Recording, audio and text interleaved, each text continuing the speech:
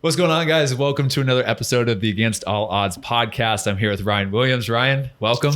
Thanks for having me, mate. It's been a long time coming. I know. I'd got the call up a little bit earlier than this, but I'll take this slot. Yeah, I had to wait until I knew you were going to score here soon, so I had to wait until the Houston Dynamo game, which we'll talk about, your goal there. But now we'll just hop in and then get started. So we'll roll the intro, and then like I told you before, I'm going to do some rapid fire questions, and then we'll get into your career. Sound good? Sounds good. Let's do it. Okay, so Ryan, give me your full name. Ryan Anthony Williams. Age. 33. You're the oldest guy on the team now. Yeah. When I went out to Sweden the other year, I was 30, just about to have my 31st birthday. And that was a young dressing room. That was probably the first time in my career I'd really realised my age. So it's been nice coming to Detroit, and there's more guys, around my age. It's made me feel younger. Yeah, good, yeah. Because you get some old people out there that are moving slow. Maxie, slow old man out there.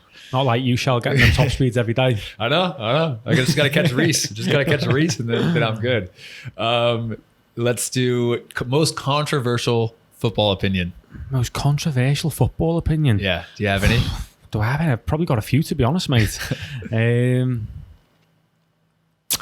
put me on the spot there. That's a tough question. Yeah. I'd said mine, I think, is that Maguire does not deserve all the hate that he gets. See, that's what I completely agree with. Yeah. I played against him twice. I thought good player. Yeah. Really, really good. Strong, good distribution. I thought his positioning was really good as well.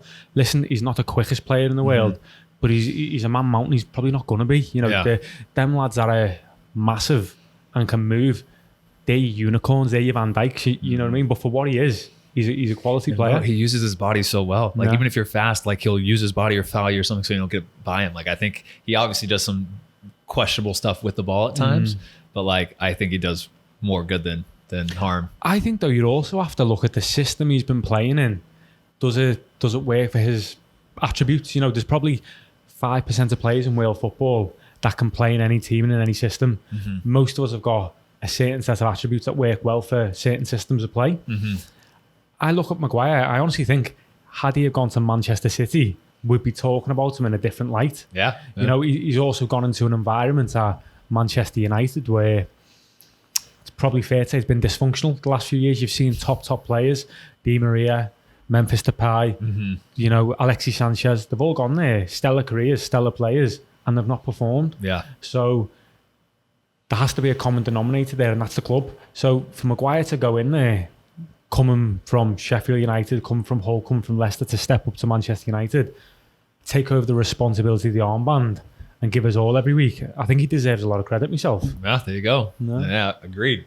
Do you have any controversial ones that pop up then, or is it just... Honestly, no. I've probably got loads, but off the top of my head, there's just not. If it comes back later in the podcast, I'll address it, yeah, for sure. Let's do, what's your favorite cheat day, cheat meal, snack, dessert, whatever? Do you have something like your go-to? Yeah, I've got a few things. I've got a really, really sweet tooth. Yeah, me too. But my favourite thing is, so during lockdown, obviously nothing's going on. I went on a real big health kick. I got ripped. Like, I was shredded wheat. I've seen shredded photos. To do that, I was dieting 6.5 days a week, counting my calories every day, macros were dialed in, carbs, protein, fats, a lot. And then every Sunday night, my wife would make me home-baked chocolate chip cookies from scratch. Mate, incredible. So I was always a chocolate brownie man, warm chocolate brownie, cold vanilla ice cream. Yeah, 100, yeah. But I'm going to have to give the award to the chocolate chip. When they come out freshly baked from the oven, unbelievable. You know what makes me mad though is for Mimi, she is like, oh, I'm going to make a healthier option for dessert. And I hate it. Yeah. I think that if you're going to go for dessert, it needs to be all out. 100%. All out. It's like what you said, one in day for a the week. Penny, in for the pound. If I'm going in for a cheat meal, I'm 2 foot in. Yeah. 2 foot. And she'll do like gluten-free, low sugar, like instead of the milk, she'll use oat milk. I'm like, this is, no. And they taste okay, but I don't want to go half-ass on a dessert. I want the full big chocolate chip cookie, all the sugar, everything. And then I'll have that, once, get out of my system. back to healthy eating again. That's like ordering a dessert off Alibaba, isn't it? You know what I mean? Exactly. It's terrible. Yeah. Let's do, who do you support in the Prem? Liverpool. Yep. Been a Liverpool fan since I can remember. I can still remember going to my first ever game. My mum took me. It was the last game of the 98-99 season. It was Steve McManaman's last ever appearance to Liverpool. I think it was against Wimbledon. I could be wrong. I think it was a 3-0 win. And I still remember now walking up the steps, walking into Anfield and seeing like the crowd just building and that atmosphere. And it was a feeling that I'll never forget. And it was probably a part of the ignition point in me as a child wanting to become a professional player. That's sick. Yeah. I've never been to Anfield. That's like on my bucket list of stadiums to go. I've been to a lot, to be honest. Like I've been to the Bernabeu. I've been to Emirates Stadium. I've been to a lot, a decent amount for an American. But like Anfield is probably the next highest on my list right now. If you can get there for a midweek game in Europe and knockout tie, there's nothing like it. I think there's probably a couple of places in the world where you could experience something similar. I think in Scotland, the Old Firm derby is meant to be crazy. I think there's a game in Turkey. There's a Fenerbahce Galatasaray. So it's meant to be a bit nuts, but that Anfield crowd, honestly, if you've seen Liverpool play during the lockdown when there was no fans, I think it really hampered the team's performance, especially with the team relying so much on intensity. They get that second win from the crowd, and I think you'll love it if you get to go there. I mean, mate, you come over to Liverpool, I'll take you. I know, I want to go. What do you think of Klopp retiring? It's sad. He's been huge. I mean, if you look where that club was in 2015 when he took over, October 2015. You look at the squad he inherited, how he's stamped his authority on that squad, his personality. You know, people say a team is a reflection of its coach. I think a true word has never been said about Liverpool Football Club. That is a Jurgen Klopp team down to a T. You don't know as well what's happened behind the scenes. Has he been supported in every aspect? Has he been able to make all the decisions he wants to make? You don't know. You hear various things, but I think he's done a wonderful job. And the first thing he done that was quite incredible was he connected with the city. He connected with the fans. You know, it's a team. It's a club that is so ingrained in our community and our culture. He dived straight in, connected with the fans, and then once he got the buy-in from the fans, that was it. Then he was on a trajectory to success. Yeah, I think that's so important to do that, like to go for the fans, get the fans support behind you.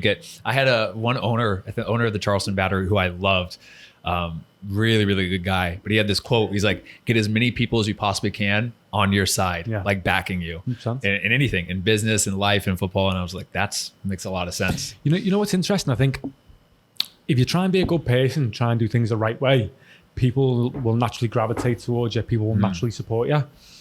And I think Jurgen Klopp's got that in abundance. He's authentic. Yeah. He's truly himself. You know, after training, he's probably there smoking a cigarette. He makes no excuses for that. That's who he is. And I think if someone's truly authentic in the way he is, you're naturally going to trust them.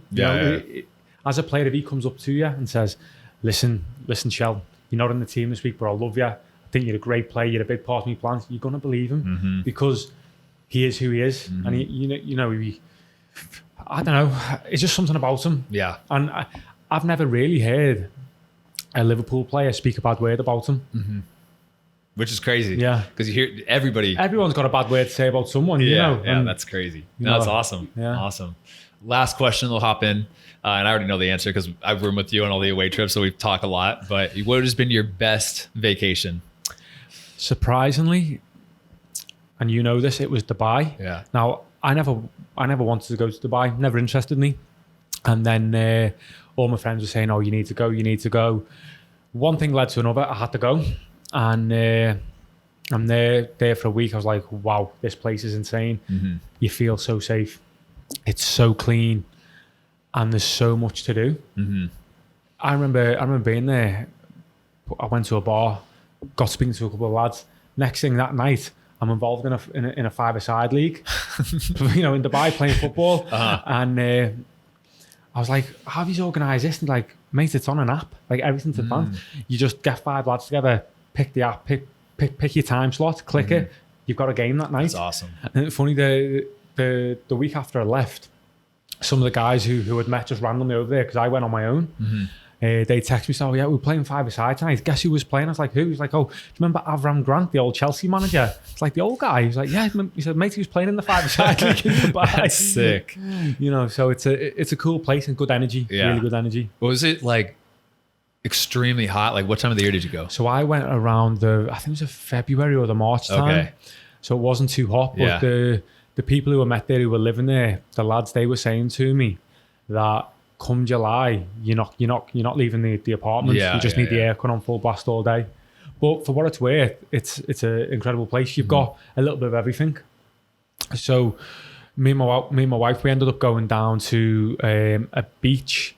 I can't even remember what it's called off the top of my head, but it was like a little bit away from the hustle and bustle. Mm-hmm. Unbelievable. You had a few little stands on there. We get like a nice acai bowl, and the beach was basically empty. The waves were calm as anything, and it was just like felt like you were in a little bit of paradise. Yeah. I mean, I got to see it, to be honest. I've heard you said something really good about it. I think I had another teammate. He played Jerome. I played with him in Tulsa, but he was talking about Dubai as well, just saying like, "Oh, you got to go. You got to go." You hear some bad things about it, of course, but I think that's every place. Everywhere, Every place has that.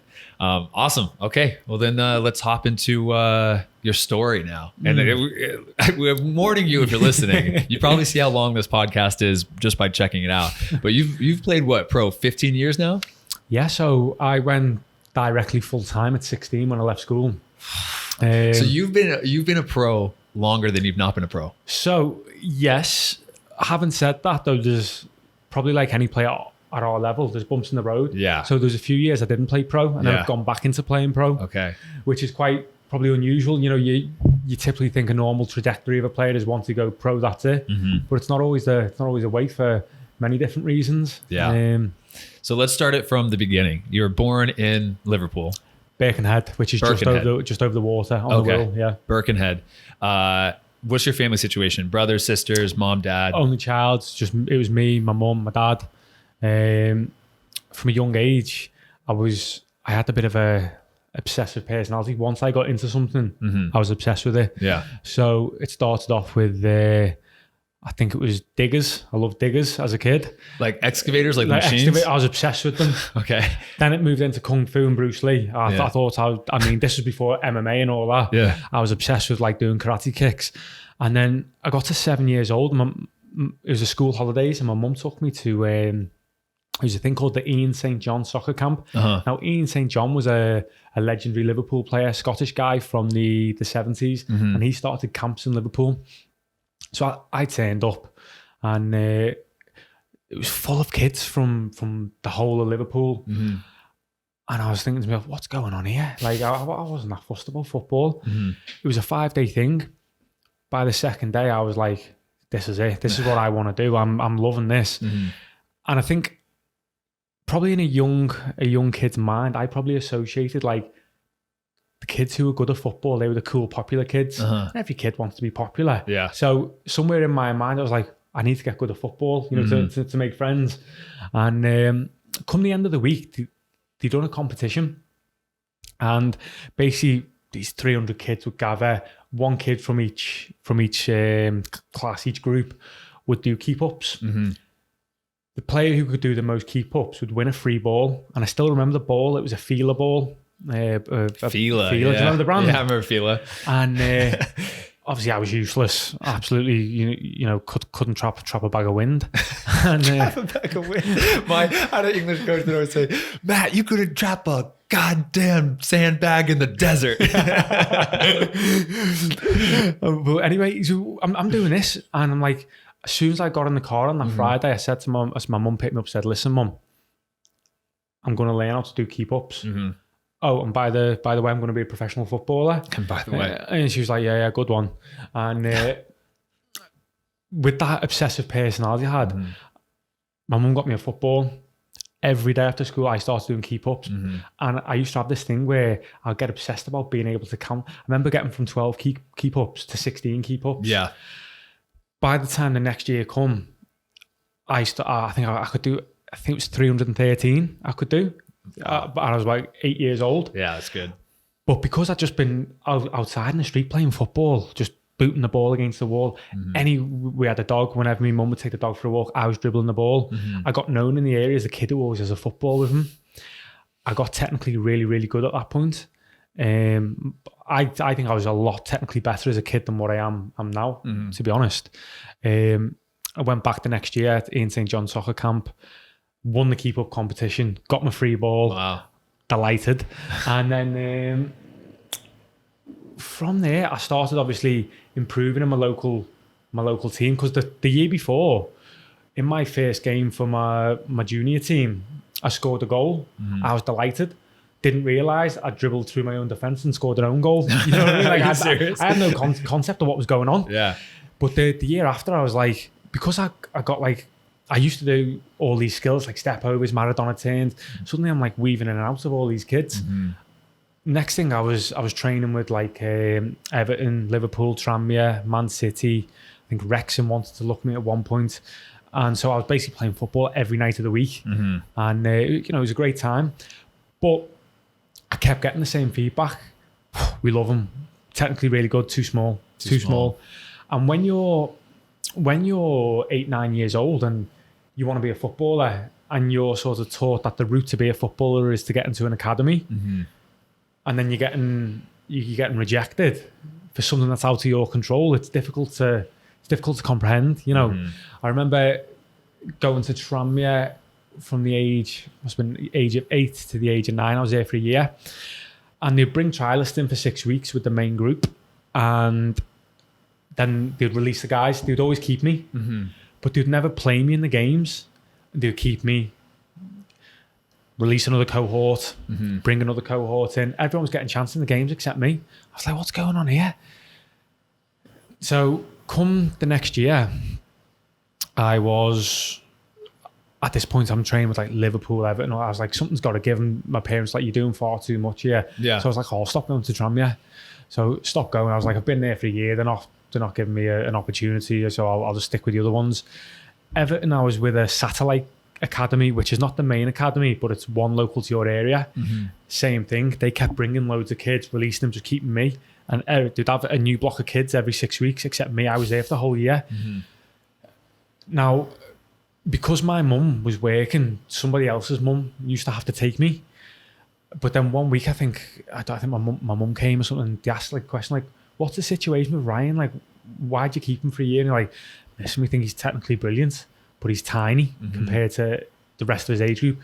Like, I was really small, which we'll get onto later on. So this was a general theme. Then I went to train with Everton under 10s, eventually with like the main group in the academy.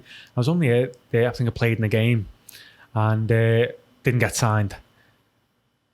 After that, my dad started taking me down the park to practice with him, and we'd go 3 times a week, working on passing, long range passing, controlling the ball out the air. I'd do a lap of 2 laps of the pitch every day. It's funny because I look at the training that we were doing then. I mean, it's great that I was getting time with the ball and stuff, but if I was coaching my son now, I'd do things very differently. What do you think would be the main difference? So first thing, I'm not working on endurance with a kid. Just because the systems aren't developed. I'm working on explosivity. 100%. I think up to a certain age, from what I've read in studies, you can change. You've got your type 1 fibers, type 2 fibers, type 2, obviously the explosive ones. Yeah. You've got some which are a bit of a mixture, and you can convert. They're the ones that you can convert into type 2. So I'd want my kids to be explosive, especially the way the game's developing now. So that's what. And you can always do fitness. Like fitness takes what, a couple months? Exactly. You can be fit. Yeah. But to build the explosive base is hard. And I think they're also the golden years of technique. Yes. And technique especially. Yeah. We spent a lot of time working on my passing and shooting, dribbling. I'd want my kid to learn to dribble. If my son decides he likes to play football, then we're going to work on your technique, your dribbling. How comfortable are you with the ball? Like, because I was always playing on my own in the street, I just work on Cruyff turns, Maradona turns, the odd step. But I was never really working dribbling or driving at pace, changing direction. You look at someone like a Messi, best dribbler I've ever seen. Every step he takes, he's touching the ball. That ball doesn't leave a certain vicinity, and it allows him to make split-second decisions to change direction. So, I'd love my kid to be able to play the game like that. It's funny that Like that, it's because like I was by myself a ton too, or with my brother, but I don't know what it is. It's just like how you train, but like I never kicked the ball. Like it sounds so funny. I never did long range passing. Like I never did just ball against the wall. Everything I did was dribbling. It was 1v1 against my brother. I had this long hallway upstairs and I would put little stuffed animals or whatever in the thing. And I would just drive through as fast as I could, weaving through the stuffed animals, move them around, do it again. So everything was just running and dribbling at pace. Like, it's just funny. Like and I wish it was like, oh, I wish I would have spent a little bit more time shooting, kicking the ball. Become more well-rounded player. Yeah. But I think if you think about what you're learning when you first learn the game at a young age, if you develop a certain skill set, that becomes your strong point. But then when you go into a competition, when you're under pressure, when you're stressed in the game, you're naturally going to revert to what you're comfortable with. So I think that's why it's really important to develop them strong technical foundations for young players. So they're comfortable doing them things and they're willing to try it under pressure. I think a big thing for me as well, in terms of if I could go back and improve certain elements of my development, it would be understanding to take more risks. As a young player, I was terrified to make mistakes. So once I got to a certain age, which I'll get to, which was my next year shortly, it was... I was so nervous before games. I was playing it so safe. I didn't want to take risks. So I went from being a player that would start dribbling through everyone, like maybe like a Hazard type player. I was very skillful. I was known as being the most skillful player in the region. So a player that's just going to play one touch, two touch, just pass it around the corner. And that's probably the play you see now in the professional game, because I developed them strengths as opposed to that purely out of fear. Yeah. My mum and dad, God bless them, they did absolutely everything for me in terms of giving me a platform to chase my dreams. But they probably don't have the understanding of football that I do now, having been in the professional game. So for me, if my son plays football, mate, go and express yourself, go and enjoy yourself, make as many mistakes as you want. It doesn't matter. It really doesn't matter. It doesn't and matter. People get obsessed about results for like 8-9-year-old kids. No. For me, results is seeing the kids with a smile on their face, enjoying themselves, and developing. Absolutely. 100%. But the only way you're going to develop is by making mistakes. If a kid's playing a piano, you're not going to start berating him and shouting at him when he plays, out of key. 100%. Yeah, I agree so much. I think the same way.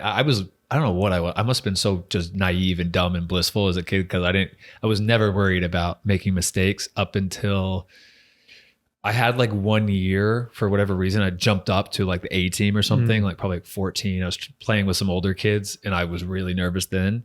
But like a lot of my club time, like I just was like, oh yeah, I'm just gonna have fun, just play, do whatever. But it was also a lower level. Like I was in an academy, so it's just like there's no pressure at all. If you think about it though, Shell, from a developmental point of view, a lot of the best players, a lot of the best technical players we see in the world now, South American players, a lot of them grow up. I've played in Brazil. A lot of them grow up just playing on the street. They're not being coached, or they're playing pickup games. So when you're not being coached, and you got no one berating you at a young age, you naturally have an inclination to want to express yourself. We all have that creative child within us, and it's a medium to express that. Yeah. If you take that away from kids, you're stifling them. Yeah. And we've all, even now, it's like you've been on teams where coaches have joysticked you. Yeah. And you play like a shell of your old self, because it's like it's delayed. Every decision is delayed. And you have those games too where your mind just enters the flow state and you're just going so instinctually, and you're just calm and not even thinking and just going, and you're so confident with everything. And you play out of your mind so well. It's crazy. So as a child, I remember I used to walk around the park with my mum and the dog most evenings, and we'd have a lot of she's a great sounding board, my mum, really listened to all my fears as a kid. And I remember describing the flow state to it as a kid, but not having the correct terms. So I used to say to her, I'd be like, Mum, when I'm playing good, the game seems really slow, but when I'm not playing good, it's like everything's happening too fast for me to comprehend it. What I didn't understand now, which as a man I can look back, what I was going through was probably anxiety. I was too anxious as a kid. Fear had took over. What's the coach going to think? Is my dad going to shout at me? Like all that. So I went away from playing my natural game, which 100% stifled my development. 100%. Yeah. So it's tough. Leading into that to my second year, because we're on the topic now, I went into we have like regional trials when you're 10. It's called the Wirral trials, to play for your region. You'll play against Liverpool, you'll play against Sefton, or like the local the best players from each region. Now the Wirral schoolboys, the team was coached by one of the Tranmere coaches, and for some reason our school never got an invite to it. So my mum got the number of because one of my teammates from club football, his dad said to my mum, is Ryan going to the Wirral trials? And my mum was like, doesn't know about it. So she got the number, said, listen, Colwyn, can my son come for the trials? And we're like, we've probably got our team set, but he can come. Turned up, mate. I've absolutely ran the place wild. Yeah. Straight after it, they come to me, Tranmere signed me, give me a contract straight after it. So I was in their academy. And first thing my mum said to us, like, he was with you guys for like 18 months and you didn't take him. Yeah. So got into the Wirral schoolboys, got into Tranmere. Now, that year, my first year at Tranmere went really well. Went to a tournament in Wales called the Aberystwyth tournament. Now, it was famous because Mike Lowen had won player of the tournament, and a few other players, like they brought teams over from Canada or around the world. Now, at this point, I was playing free. Like, I was not a care in the world, and I've absolutely tore the tournament up. I remember when our games would play, kids would come over from other teams, and from what I got told, they were coming to watch me. Like, there was rumours going around that they were Tranmere were paying my parents £2,000 a week for me to play for their like U11s and stuff, and that was like a real high point. Obviously, we wasn't getting paid anything. Yeah. But then probably it was a warning sign for how my career was going to go. There's going to be highs and lows. So it started really well, but then probably a little bit of pressure from my dad, to be honest. If I played bad, he'd let me know about it. And at a young age, I was a sensitive kid. I was so obsessed with becoming a professional footballer. It was all I thought about. I probably didn't need any more pressure because I was putting so much pressure on myself. Then that fear-based mentality came in. I need to keep it safe. At a young age, if I give my first pass in the game was so important. If I give that first pass away, that was me done for the game. Obviously, since I've done a lot of work now, if I give the first 3 passes away, I don't care. Yeah. But as a kid, I was a child. I probably needed to be nurtured slightly differently. So that was a difficult period. Got kept on over the next year. Then under 12s come, and I remember at this point I was getting so nervous before games. Like sometimes I'd vomit before games. Really? As a 11, 12 year old, I was that nervous. There's that much pressure because if you don't perform, you get released. Yeah. At the end of the year, and I remember thinking, if I get released, that's it, I'm done. So I would start getting nervous Friday at school because I knew the game was on Sunday. Really? And I was a mess. Like, I'll be honest, I probably didn't enjoy football at this age. Which is crazy because looking at it now, if you get released, you're like, oh no, I'll find another place. But as a kid, like you don't know any better. Your mind's so warped. Under 12s come about. I done okay. After under 12s, I got given a 2-year contract. Some of the other boys, there was 3 or 4 boys given 4-year contracts. Now, it was a interesting time because the year before when I played for Rhyl, the guy just happened to be watching the game. I think it was the chief scout for Liverpool, and he asked to basically speak to my mum, and he just said, "Listen," he said, "I've been scouting all the kids in this age group." And he said, "For me, your kid's the best kid I've ever seen at this age." He said, "If he was 6 inches taller, we'd pay £2 million for him." Like that's the level I was at as an 11-year-old. Again, couldn't do nothing about my height. Yeah. Now, gotta get on those growth hormones. Mate, it was insane. But in some ways, should have talked to Messi to it. Messi's doctor. But developmentally, I then had to really double down on my technique. Yeah. I didn't have the speed, didn't have the power, definitely didn't have the strength, and but then this was like a peak time. The next year, the kids still kept growing. I just wasn't growing, and I was getting so frustrated, and you become conscious, you know, your peers are starting to get really big. I was short anyway, and I was so skinny. Like I had no muscle definition. Some of the other boys had muscles and stuff, and it was a difficult time. We went into under 13s, and before we went to the U13s, I remember one of the parents saying to my mum, saying, it could be a tough year for Ryan next year. This coach, he loves big players. He loves to get it to the centre backs, miss the midfield, boot it long. I've gone there, first few games, he's put me wide. Now, again, if you're developmentally a lot delayed compared to the other kids, I didn't have the pace to go 1v1, especially as we just went to 11 aside, a massive pitch.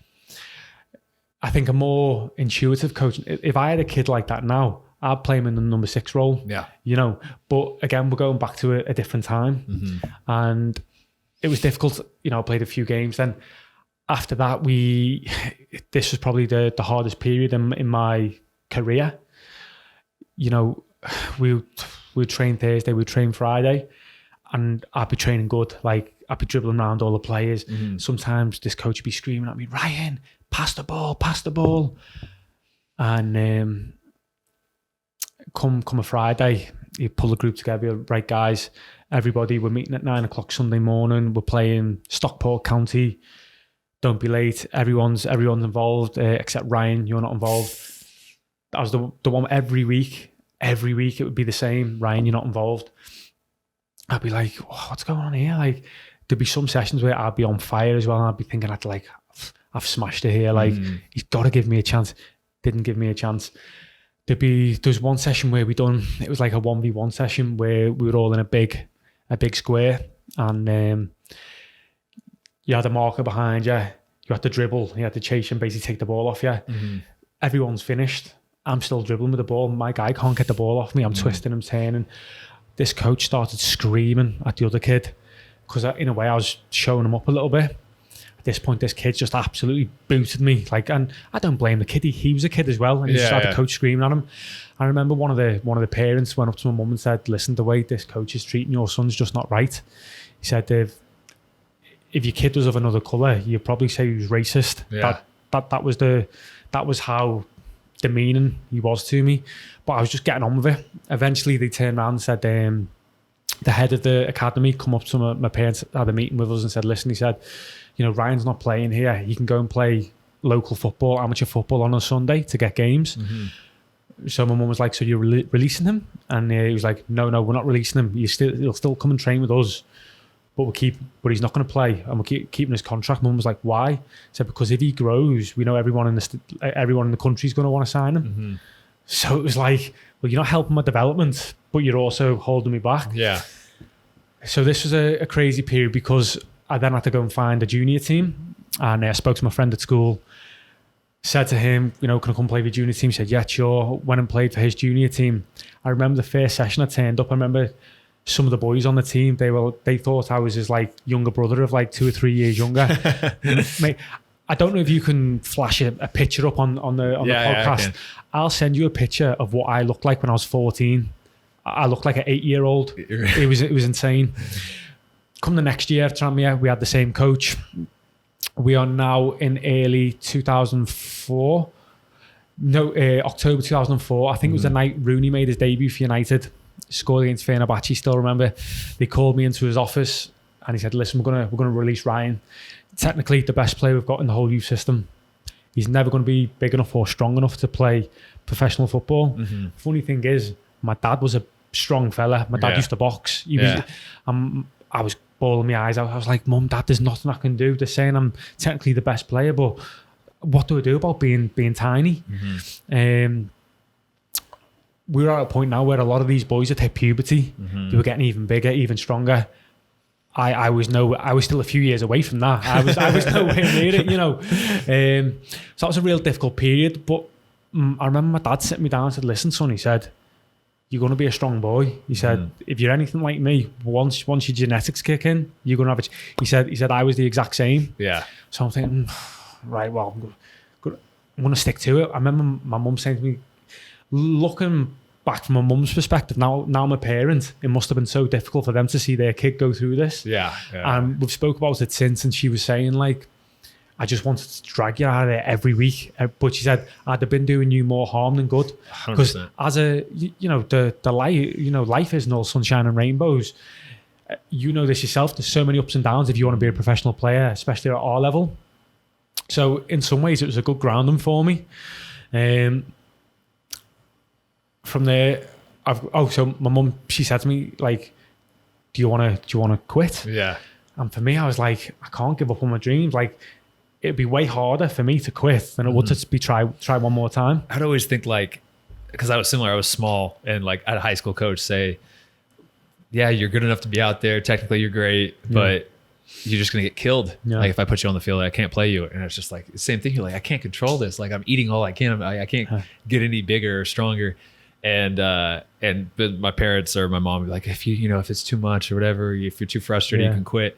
But I'm like, well, what's the alternative? The alternative is that I stop, and then I'm even less happy than I am now. Because at least I'm still playing. That's the reality. You know what I mean? Regardless of what was going to happen for me, I wasn't going to let my character be defeated. I was going to go again. I've been released by Tranmere at this point.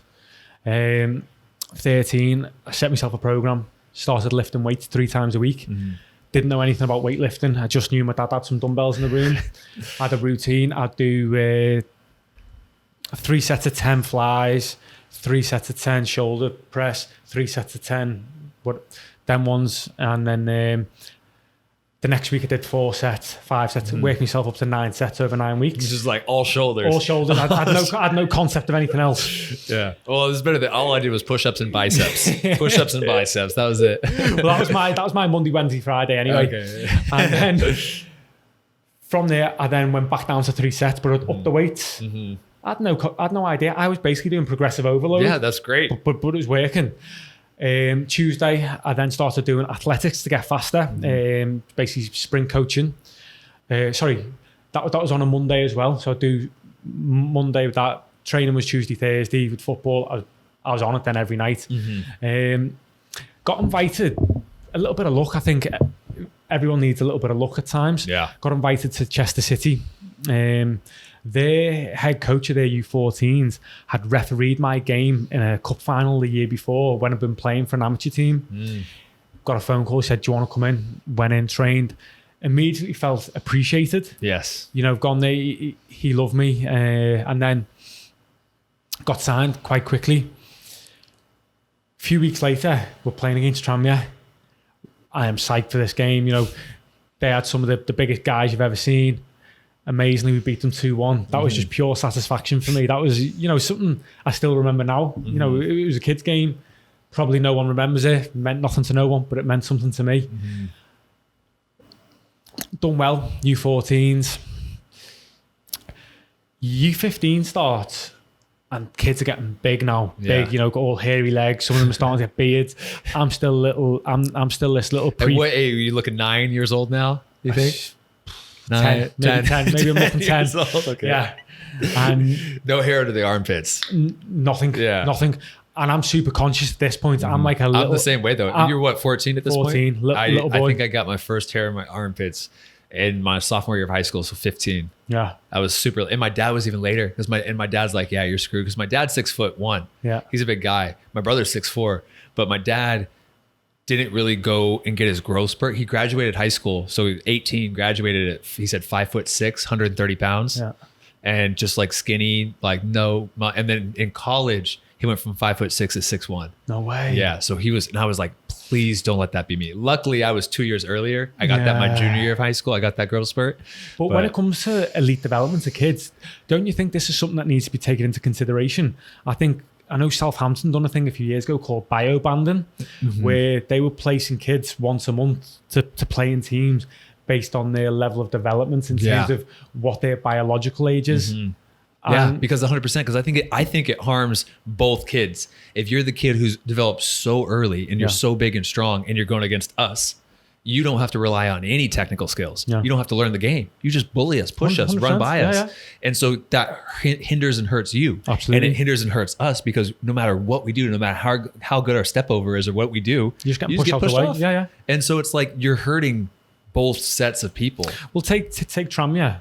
When I was under 13s, I got released. There's 20 kids there. Yeah. Only 2 of us made it professionally. I was one of them. Yeah. One of the kids he released.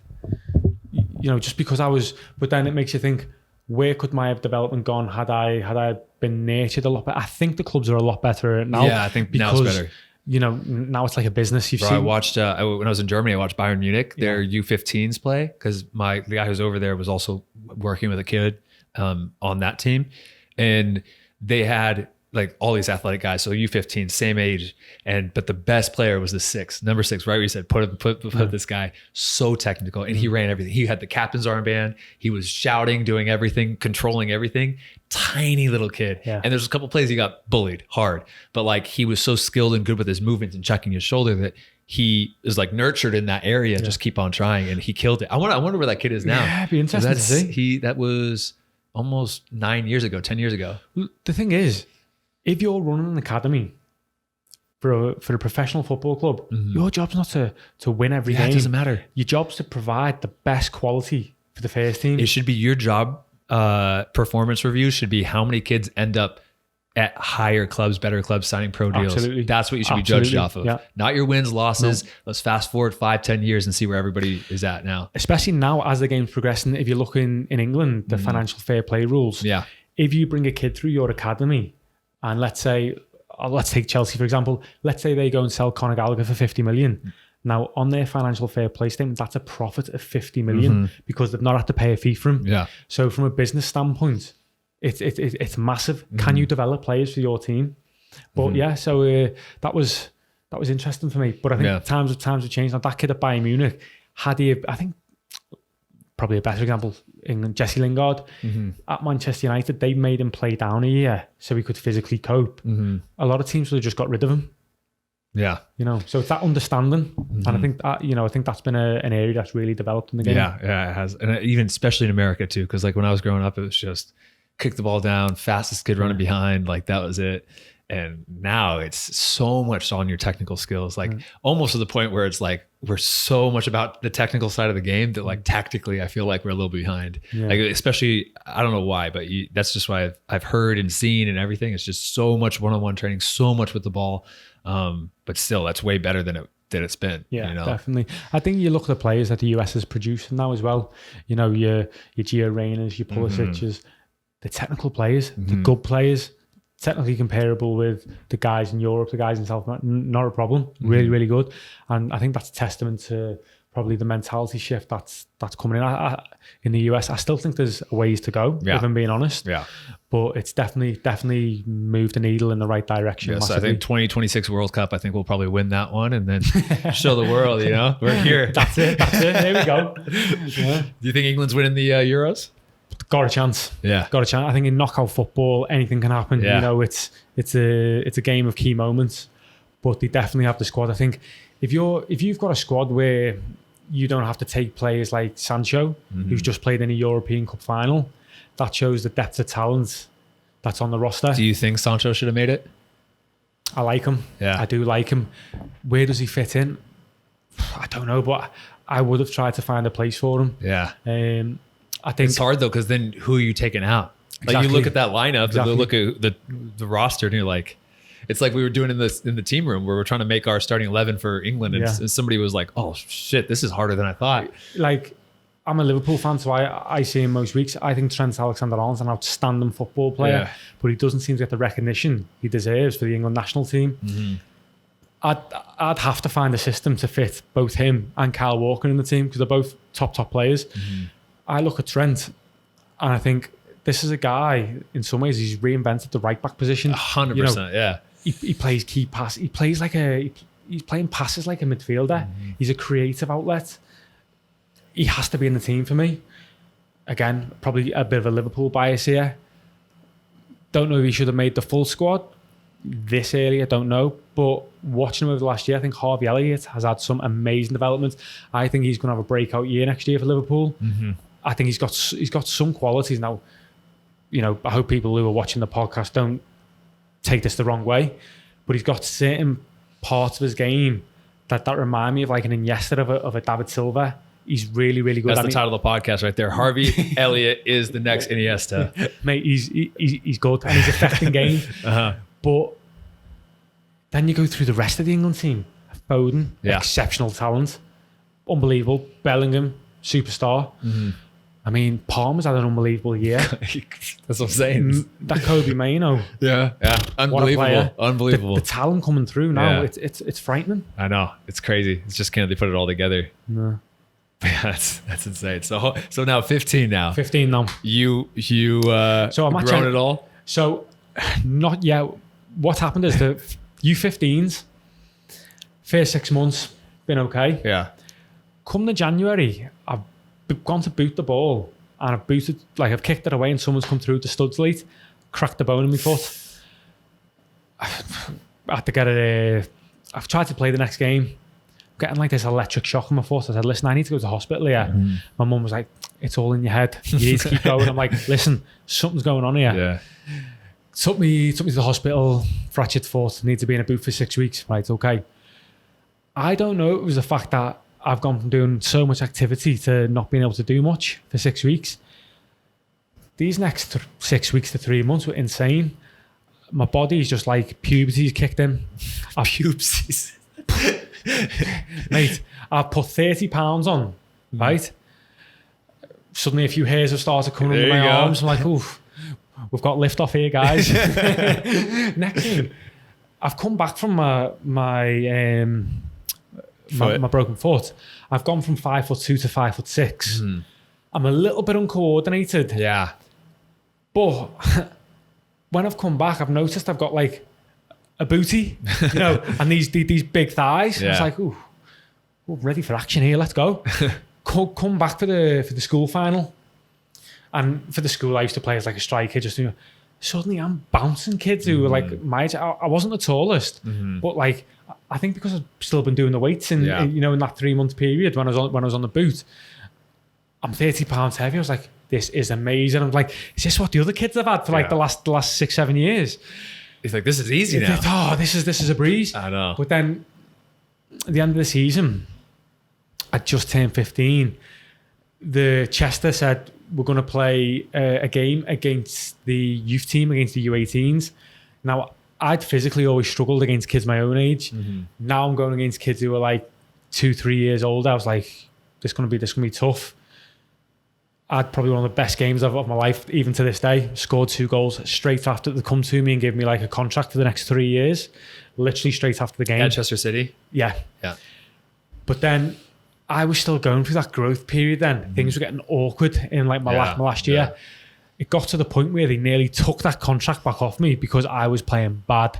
Like I couldn't control the ball. Like I was good. It's like all different lengths now. Like you think about like where your foot used to be when you like raise it up. Now it's somewhere different. Yeah. So it's crazy to think about how in 3 months you gain 3-4 inches. Yeah. And now that's 4 inches. That's different when you raise up your foot to trap a ball. I can't even imagine doing that now. It was impossible. Yeah. And at this point, because I'd done so well in that previous game, the one where they gave me the contract, they negotiated like something with my school where I would have 1 day a week off from school. I just have to catch up in my own time, and I'll go and train full time with the club. I remember one of these Tuesdays, they took me to train with the first team. I remember looking at these guys. I remember Roberto Martinez, who went on to manage Wigan in Belgium. He was training. I'm like in awe. This guy I'd seen commentating on the TV. The rest of these guys, I knew who they were, and they were huge. I'm talking these like bulls. Yeah. And I was like, wow, the speed of play. It was so hard for me to comprehend. Went back again. The rest of the few weeks I'm training with the youth team. Again, training with the youth team, the speed of play seemed 100 mile an hour. Partly due to the fact that my body had not, my brain just hadn't caught up to my body. And I remember dreading Tuesdays every week. The coach we had at the time, and I'm sure he won't mind me saying this because I'm still in, I've contact with him every couple of years. He'll text me how he's getting on, on LinkedIn or whatever, or Twitter. And Jim Hackett, he was a staying guy, probably what that group needed for a team full of young Scousers. But I was terrified of him. I'd make mistakes, Ryan, and I remember going to Mum saying, Mum, don't know if I can do this. Like, I'm just not the player I used to be. By some luck, they kept me on the contract. But I noticed he signed another 3 players in my position. There was already 3 players in my position. So now suddenly there was 7 midfielders for 3 spots for the next year. I don't know if it's because contractually they couldn't give my contract away or what. So I've started it was called a YTS, youth term scheme or something, I don't know. Youth term scholar. And it was still that sounds better than scheme. Yeah, it sounds like a pyramid scheme. But it was still a time where you had to clean the pros' boots and all that stuff. Now it's hazing. And now it's hazing. But I think it's one of the best things for us because it taught us discipline. Yeah. You know, it taught us respect. You know, these guys, these were seasoned pros, been playing the game 10, 15 years. They didn't want some snotty-nosed kid coming in who thought he knew everything. And, it taught us our place in the hierarchy, really. And I remember going in, and believe me, mate, I was awful this pre-season. I was horrendous. Fortunately, the guy who took over as the youth team coach, Simon Davis, he come through the class of 92 at Man United with the likes of Beckham, Scholes. He played for United's first team, played for Wales. Since then, he's actually gone on to be the assistant manager at Anderlecht and the first team manager at Anderlecht under Vincent Kompany. Yeah. Really good career. Really good career. At one point, he was the head of development for Manchester City, bringing through all the guys that you've seen come through now. And he pulled me one day, and we'd just done a possession square. Again, I was horrendous. He said to me, put his arm around me. He said, Ryan, he said, keep getting in the middle of the square and keep giving the ball away. It will click for you. Yeah. It's going to click. That was the exact words I needed to hear. So I've kept getting in there, kept giving the ball away. It clicked around the September time. Something changed. Started feeling good. I hadn't really played up until this point, and he started me in like a youth team game against Wrexham. I was playing in a midfield 3, but I was the one that could bomb on. Scored. Next week, scored again. Week after, scored again. Confidence was starting to come down. A couple of weeks later, scored again. I got my first real taste of training with the first team as a youth team player. Don't know how it happened, but I had one of them days where everything goes right for you. The first team manager was a guy called Bobby Williamson at the time. He really, really liked me. So I'll get a few more invites then to train with the first team. And in the first team, are they competing like League Two? League Two. League Two. And, these are guys that have played in the Championship, League One, League Two, Conference, season vets. They knew what it was all about. It was a different game then as well. It was very physical, long ball, pick up second balls. And believe me, these guys were demanding. I won't say don't want to get you demonetized on YouTube, so I won't say exactly what they would say to me if I gave the ball away. But if I gave a pass away, they were on me. Intense. So that was a real wake up call. You don't really see that as much nowadays. I think society's probably moved on a little bit. So when you speak to the younger players now, you've got to be a little bit more careful, more encouraging, more nurturing. But it's just a different time. And anyway, that season progressed, going really well. Towards the end of the season, we had a game against Burnley, and I was playing as a 10. The ball's come over, and I've pulled it out the sky at the last minute near the side of the pitch, run inside and whipped it off the post.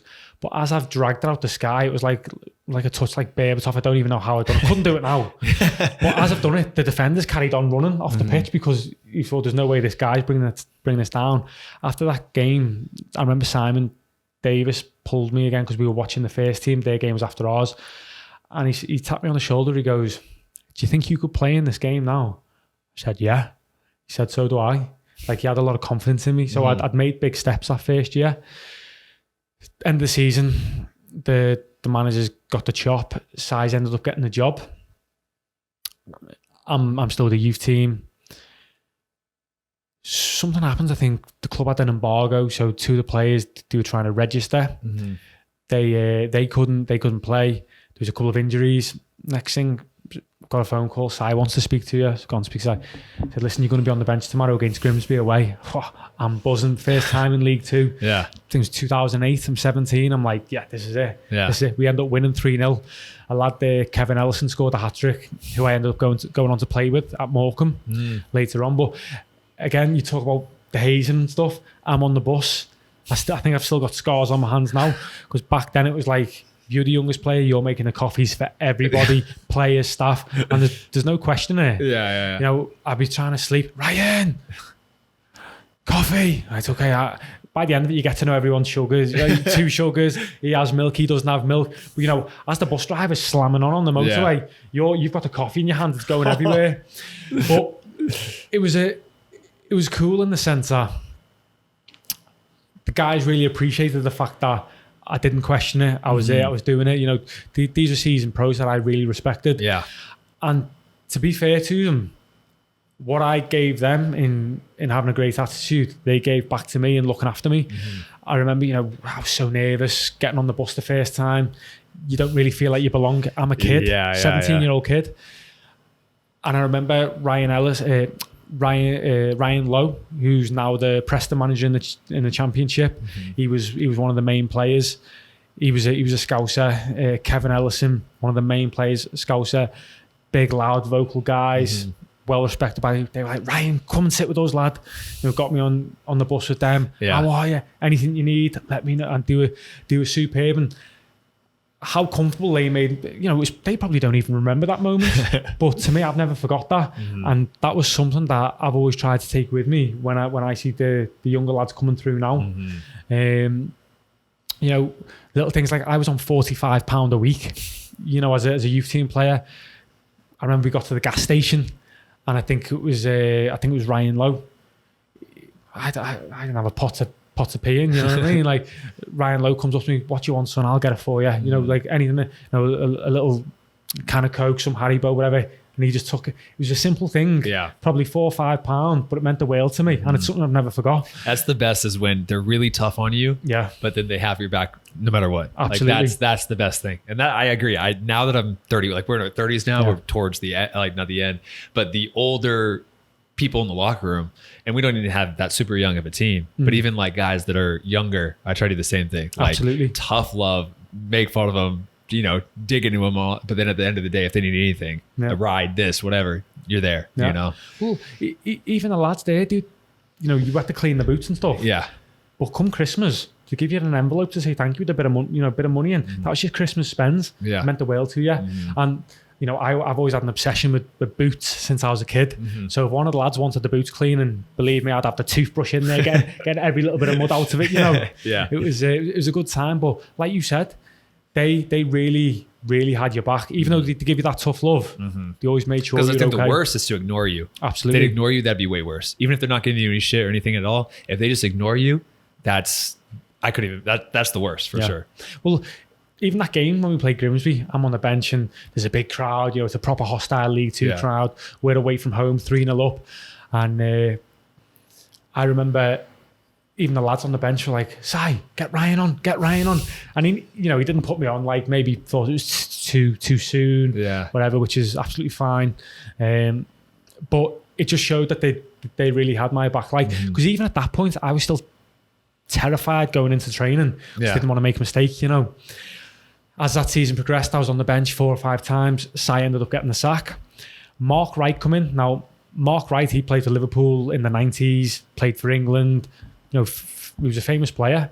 And some of the guys like, ooh, that's it for you, Rye. I was like, why? He like only likes big players, big, strong players. I'm like, fair enough. This is where I learned the lesson. Don't judge somebody by what people tell you about them. Wait until you meet them yourself. As he come in, I was straight back to the youth team. First day, we've played 11v11 against the first team. I've had a great day. Straight after, he's come over to me, put his arm around me, goes, son, you're not with the youth team no more. You're with us full time. Oh, wow. I was like, wow. And the lads were, you know, your information feeds back to you. They're like, mate, Mark Wright loves you. Goes in the press. I was meant to start against Bournemouth. Bournemouth were in League Two at the time. Yeah. And there was a fella called Darren Anderson. Now, I used to watch him play for Tottenham in the Premier League growing up. He played for England at the 98 World Cup. He was their centre midfielder. It was going to be his last professional game. Don't know why he was retiring mid-season, but that was the story. Comes out in the press. Red card, robs Ryan of big debut day. I still remember it now. I got sent off straight red in the youth team, and for whatever reason that counted for the first team. Really? Mark Wright was going to start me in the league. Missed, and obviously think if you're 17 and you're going to make your debut in League Two, do well. Teams are going to take notice. Played in the reserves it was at the time. 2 weeks later, when my 3-game ban or whatever was up, tore my ankle ligament against Crewe. At the time, the youth team, we didn't have the greatest provisions in the physio department. Yeah. Took a while for it to come through. This was in the January now, so I come back in the April. Season finishes in May. Yeah. So I had like a period of like important period where I probably would have got minutes, because then some of the other youth team boys, when I was out, they got the opportunity and they got a few games. Come the end of the season, the club gets relegated. Manager leaves. Manager comes and goes, right, we're going down to the conference. At the time, he said, this is a brutes league. It's going to be long ball. You can come in for pre-season, but we're not going to be giving you nothing. Sorry. It's like, nothing I can do. Fair enough. Club ended up going defunct anyway because of irregularities and ended up going down to Division 8. What I probably needed back then, because I was still underdeveloped, was, compared to being men's football now, was probably a U21s, which didn't come in until I was 21 or 22. I just missed the window. Isn't that crazy? Like, we talk about that, about how, like, on the plus side, how much the games develop, both even in England, but also in America too, with that, like the U21 league, for those guys that are just there. They just need a little bit more. Yeah. Or like even how I've told you in the past, how there was no academy until 2012, 2013, when I was in college. Yeah. Like, not an academy in the state of Oregon, not a single academy team. Will you see, from an American standpoint, if you get an opportunity in an academy at an early age, you're a homegrown player. Yeah. You know, that's going to give you the opportunity to get in the MLS. You know, if you're a player now in the USL, the chances of you going from the USL to the MLS are very, very slim. Purely because they don't seem to look at this league. Yeah. And unfortunately too, even if you do get that chance, there's guys that end up carving out a pretty good career in the MLS for themselves, but majority of them end up coming in for preseason, getting pushed down to the second team, playing with kids, and then or getting a loan out to a different USL team. Yeah, exactly. Which is frustrating to see, because I think there deserves to be more opportunities for standout players in the USL to get opportunities with the MLS teams. Well, I've been in Sweden the last 3 years. There's so much movement between the top league and the second league, because there's that promotion relegation element. Yeah, success is paramount. You have to find success now, and if you're working within a certain budget and you see a player in the league below and he's smashing it, you're right, that's my guy, let me take him. Some players will take a pay cut just to have the opportunity. For sure. And then you get a player basically on the minimum in the MLS that could have years of pro experience. You're not going to find that anywhere else. No. They can, and then obviously too with the Open Cup, you're seeing that the level is very similar, because a lot of these Open Cup teams now are playing their first teams to play these USL teams and get close games. It's close. For me, there's not much difference between space 11 to 18 on an MLS roster and the top 8 players in a USL roster. Obviously, you have players, overlap. Hector Herrera, you got Messi, you have all different DPs, and even the top players that aren't DPs but on the team. But yeah, like you said, 11 to 18 compared to the starting 11 of USL teams, a lot of blurred lines. And that's what I think. The bottom part of MLS rosters could be a lot better. I think there's a big, huge disparity between the top and the bottom. Sweden in the Allsvenskan, for me, is a similar level to the MLS. Different style of football, similar level. Difference being the top players in the MLS roster are better than the top players in the Allsvenskan roster. Yeah. Because you can pay the money to bring Hector Herrera and Messi, you know, your Busquets. But the bottom players of a roster in the Allsvenskan are better than the bottom players in an MLS roster, in my opinion. And that was when I did the video on where MLS fell in the English pyramid was so hard, because it was like, well, the pay range is this. And then it was like, oh yeah, well, some of these guys are on par with championship players, even above. And then you have some guys that are on par with League 1, League 2 players.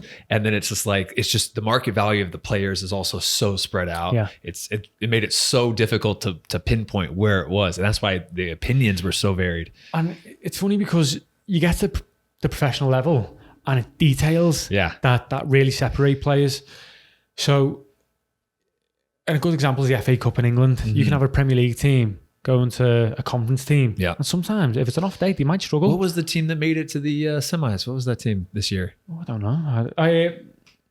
Was it Coventry? Yes. Yeah, Coventry. Yeah. They made it all the way. Like, not all the way, but They almost went to the finals too. Yeah. Like one goal that was offside at the very end.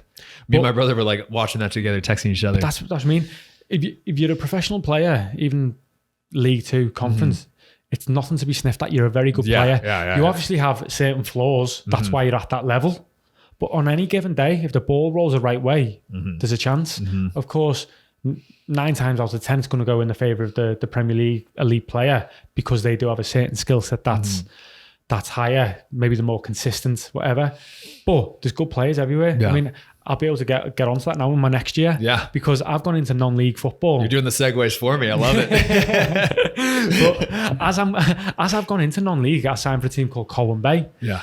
In my mind, I was very disheartened because I was like, I'm not playing professional football. I'm playing semi-professional, getting £100 a week to train twice a week. Most of these guys are working a job. Just 1 or 2 guys have played in the football league, end of their career, they're just enjoying it. And I'm like, I probably didn't go in it with the right mentality, if I'm being honest. Mate, I struggled. There were some Saturdays I was not even in the roster, wasn't even on the bench. Now, I should have been flying at that level. But this goes to show you how important your mentality is, how dialed in you are. Talking about talented players, the 2 top teams who got promoted that year were us, Colwyn Bay, and a team called Halifax. Now, Halifax had a really, really good winger. He was rapid. He went by the name of Jamie Vardy. Really good player. This in Division 8. There's another player in the league, Scott Hogan, who I ended up playing with at Brentford. Brentford sold him to Aston Villa for 15 million. And I think there was another player, Anthony Sarcevic. He was playing for a team, I can't even remember the name of the team now, Woodley Sports. He's gone on to play Fleetwood Town in League One, had a stellar lower league career, good player. May have got in a few team of the years, in the lower leagues. Mate, the talent was everywhere in the league that year. Come the end of that season, I think I played 10 games, scored 1 goal, useless. I've had to have a hard look in the mirror and said to myself, like, this is it. I'm 19 years old now. I was going to say, this is a very crucial age of, do you quit? Do you go to school? Do you get a trade? Do you keep on going? Yeah. And my mum said to me, she said, listen, I'll support you until you're 21. Yeah. I started working for one of the lads who played on the team, my mate Cheney. He was great. He gave me a job to basically coach kids. An hour every day, £15 a day, give me 75 quid a week just to help me get by. Yeah. I'm like, right, I'm either going for it or I'm going to university.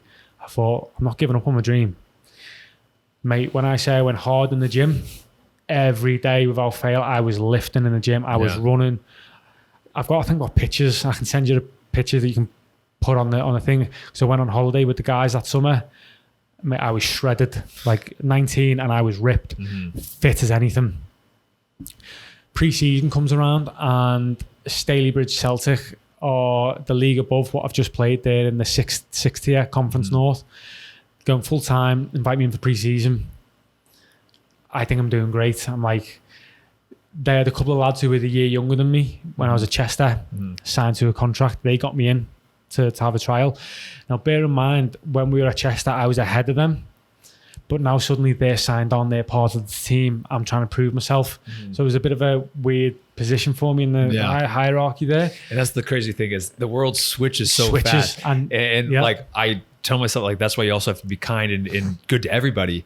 Because the guy that you could be laughing at on trial or whatever, just putting up your nose at, is the one that 3 years down the line could be helping you get a contract somewhere else. Absolutely. And that was, I think, why they maybe helped me get in with the club, because I'd sort of looked after them when they were, the year younger than me. Yeah.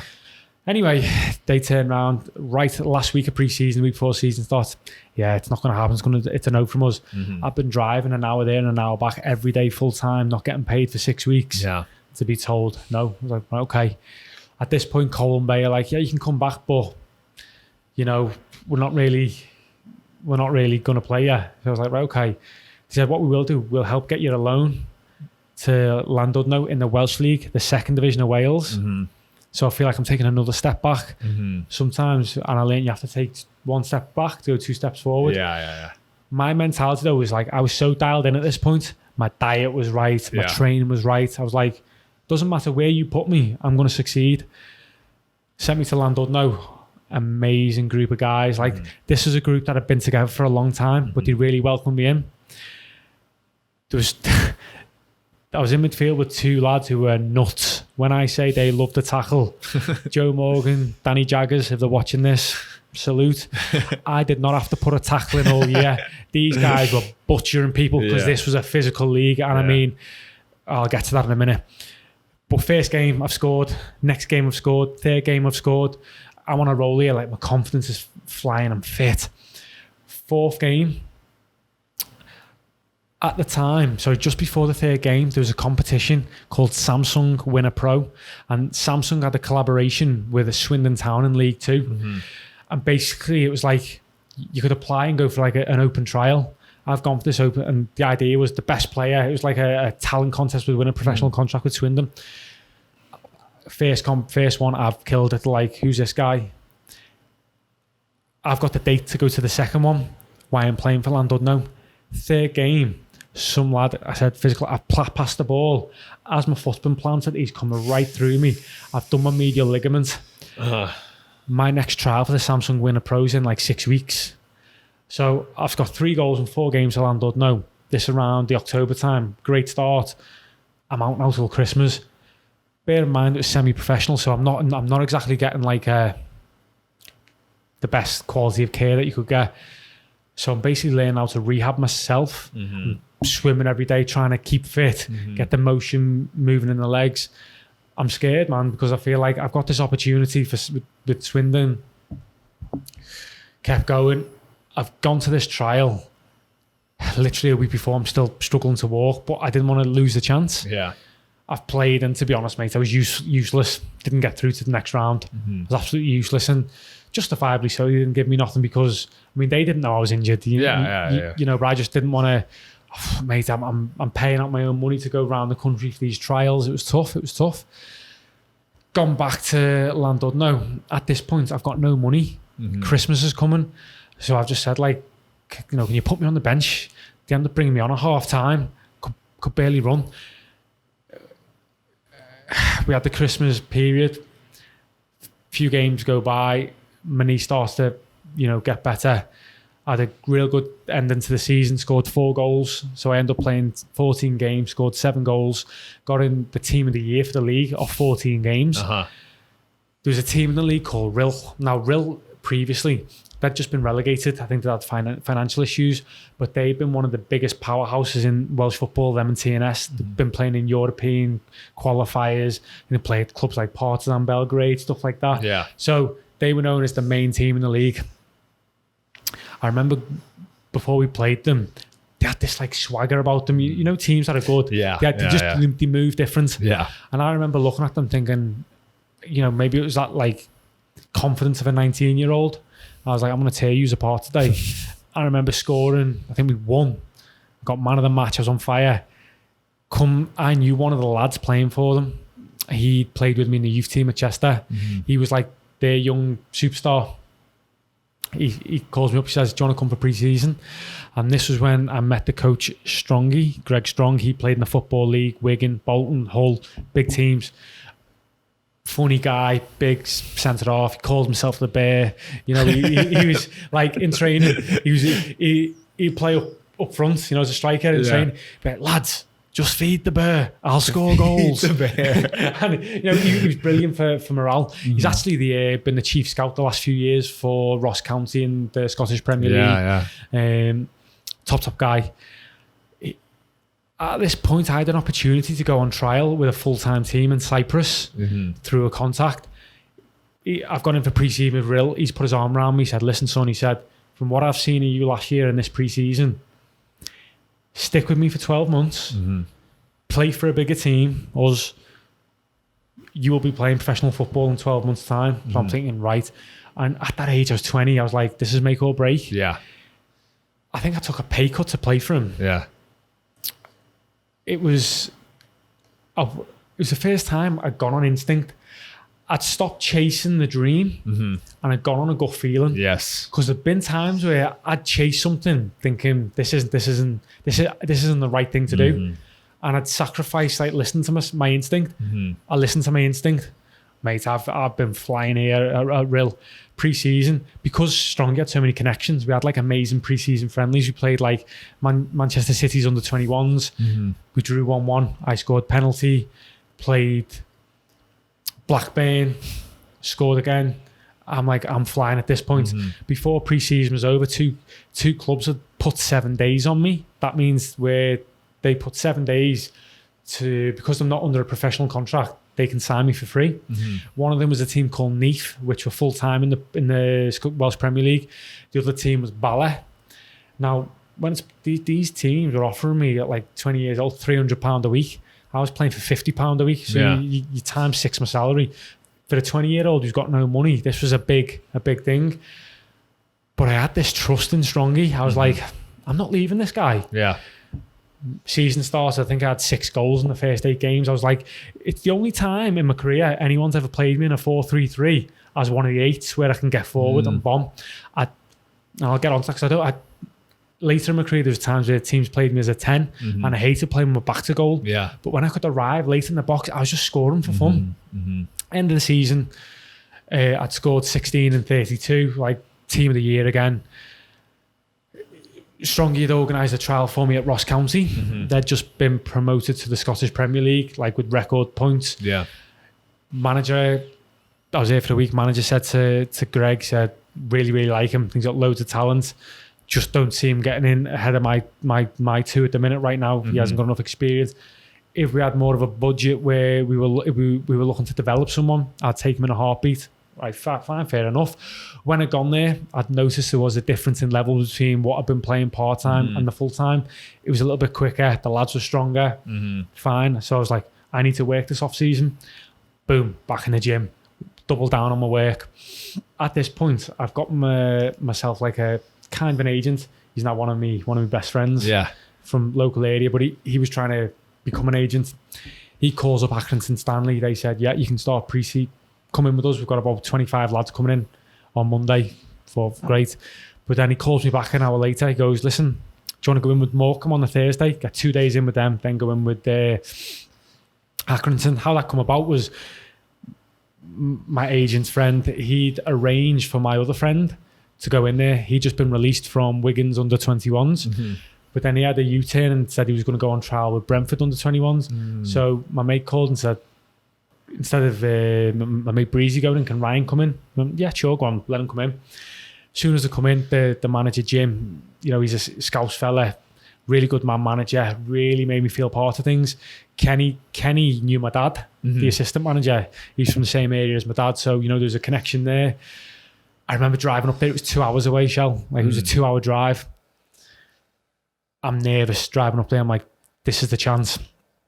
When I got there, Kev Ellison was there, who remembered me from when I was a youth team player at Chester. Again, it was slightly different now because I've gone from being a kid to having 2 or 3 years experience playing men's football, going into Chester. Trained for 2 weeks, hard. This pre-season was hard. We did this thing like these 800-metre runs. We used to do 6 of them on the track. And I think that's the hardest race in track. Yeah, it was tough. It was tough. And because I've been doing the pre-season, like, I'm in the top group and these guys are like machines, Anyway, 2 weeks goes by. We've got the first pre-season friendly. Who are we playing, lads? I've been playing 2nd Division in Wales. Oh, yeah, we're playing Everton for Jim's testimonial. I said, well, what? Mate, turned up. I've come on for the last 20 minutes. Jack Rodwell's in midfield. I think 2 weeks later, he gets sold for 20 million to Man City. I've literally been playing with like semi-professional players. Yeah. So it was a big step up. But I managed to get the assist for the goal. That was nice. Pre-season goes by, playing Sheffield United.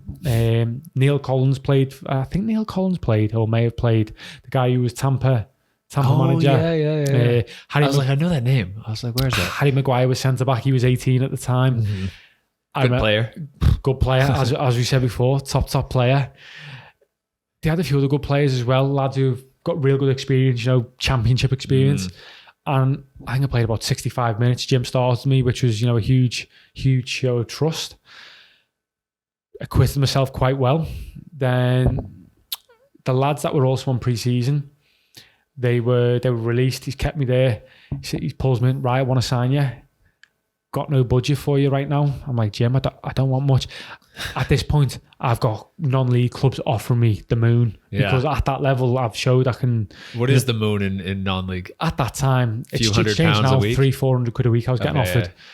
Nowadays, you can come to get £600-800 a week. Yeah. Not a problem. But back then, that was great money, especially for someone who hadn't played in the league. Mm-hmm. I'm like, when you get those, like in Wales, for example, do they give you housing at all? No, because it's quite local. It's like a 45-minute drive. Oh, yeah. Had I gone to Neath the year before, they would have probably sorted housing, but they'd have paid me £600, £700, £800 so you just a week. Commuting every single day then from your home? No, it's only twice a week. You train 2 evenings a week. Okay, got it. And play on a Saturday. So, the money you can earn, if you're doing a regular job, and then you're getting £600-800 a week on top of that, doing the non-league, it's superb. Yeah. Having said that, at the time, the previous year, I'd start, something I forgot to say, because I wanted to get bigger, stronger, to be able to compete in professional football, I took myself onto a personal training course and got the qualifications. So I was a qualified personal trainer to train myself, realised I needed money, started personal training clients. Come the pre-season with Morecambe, I was driving 2 hours a day up there, training, sometimes it's a double session. Yeah. Getting back home at like 6 o'clock at night. I'd then go to work till 10 at night, do 3-4 hours just to get money, to pay for my gas to get back there. The struggle. I'm grinding, mate. Yeah. I'm grinding. Not a complaint. I had a dream. Yeah. And whatever was required for me to achieve this dream, I was going for it. Anyway, mate, I'm there 3 months. Jim calls me, goes, Ryan, I've finally done it. I've got a player out on loan. We can give you the contract. £100 a week. Jim, I'll take it. This is going to be my first professional contract. £100 a week to play in League League Two.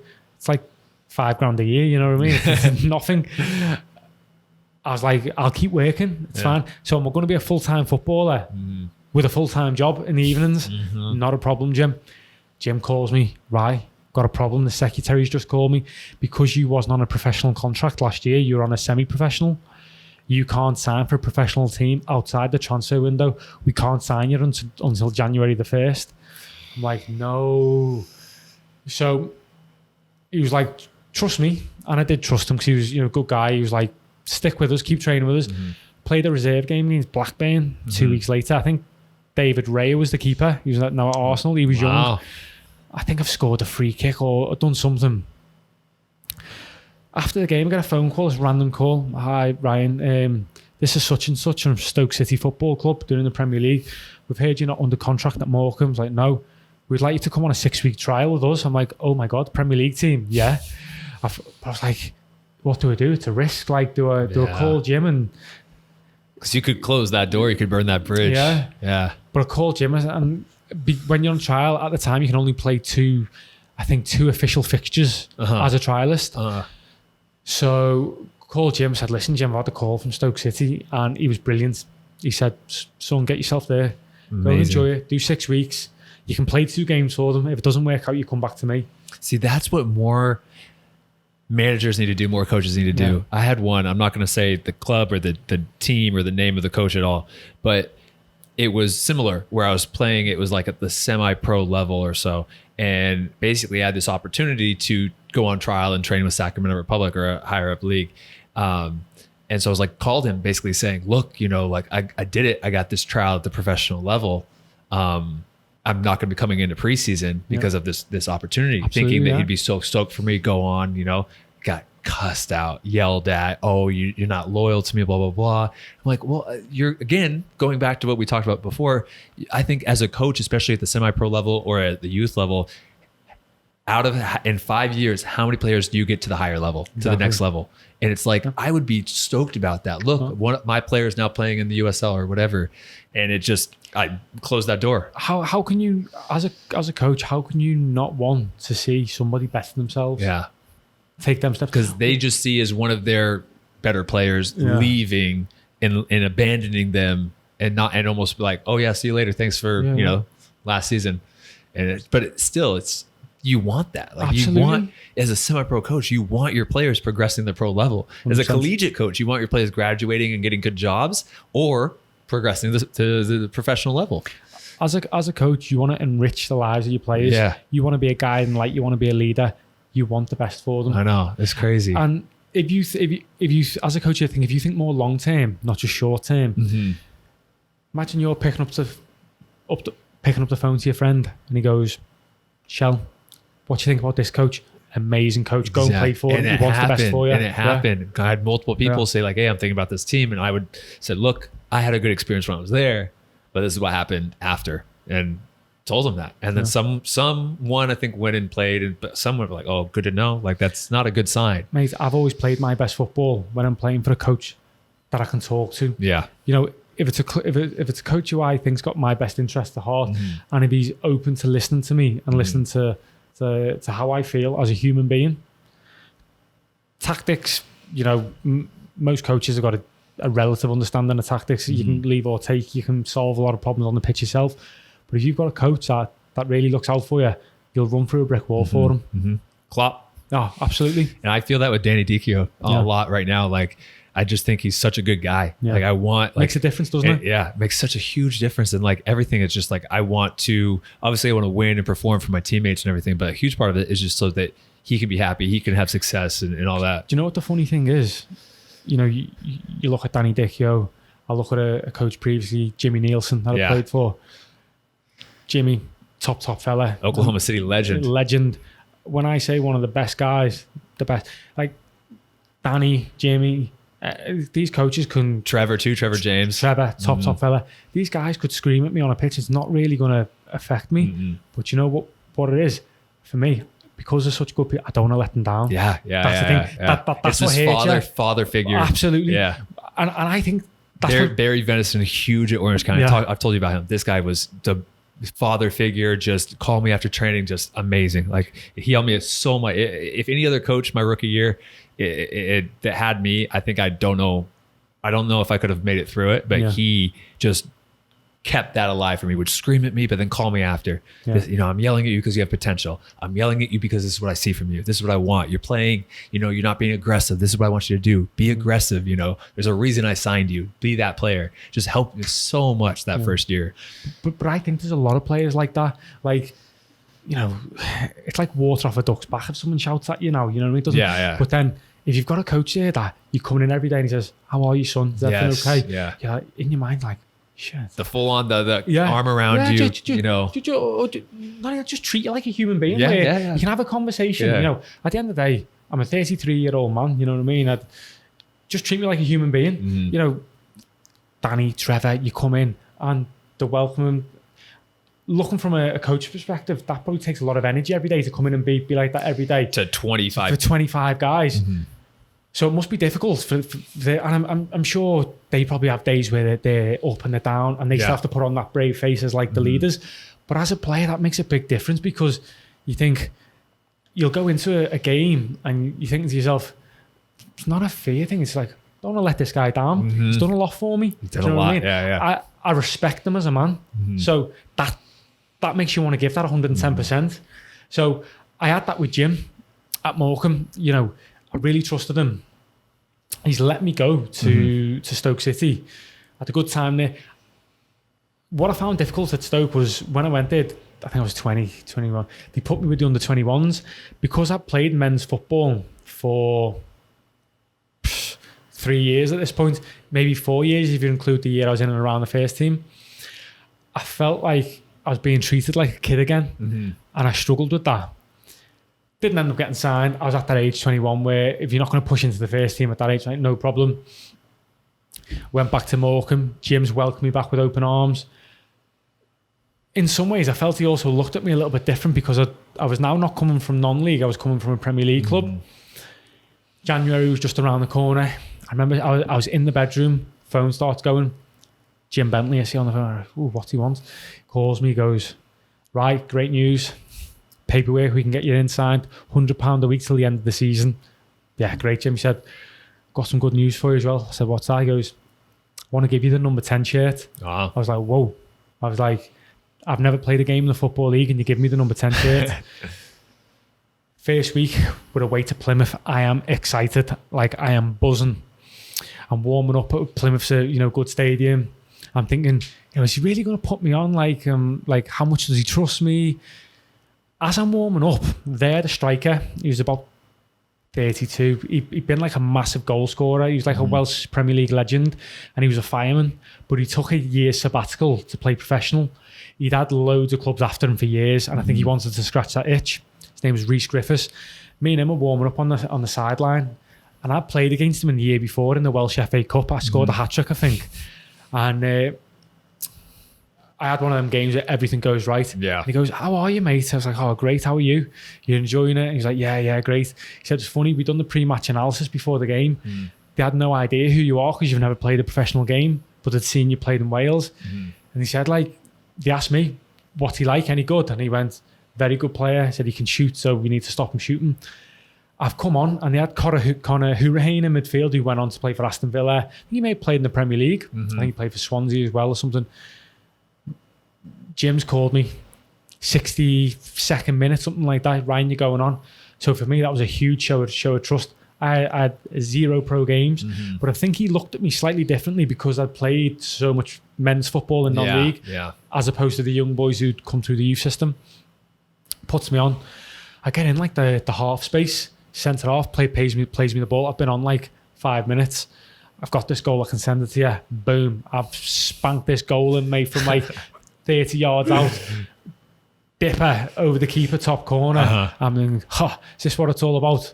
Amazing. Houston Dynamo-esque goal. Yeah. It was, like I said, when you wound up to hit that, my first thought, it was like, oh no, he's so far out. And then my second thought was like, well, he's done this before. I've seen these goals. And then you just hit it. I'm like, oh my God, the dip on that thing to the far post. I would just watch it like go over my head. There's like a specific way I kick it.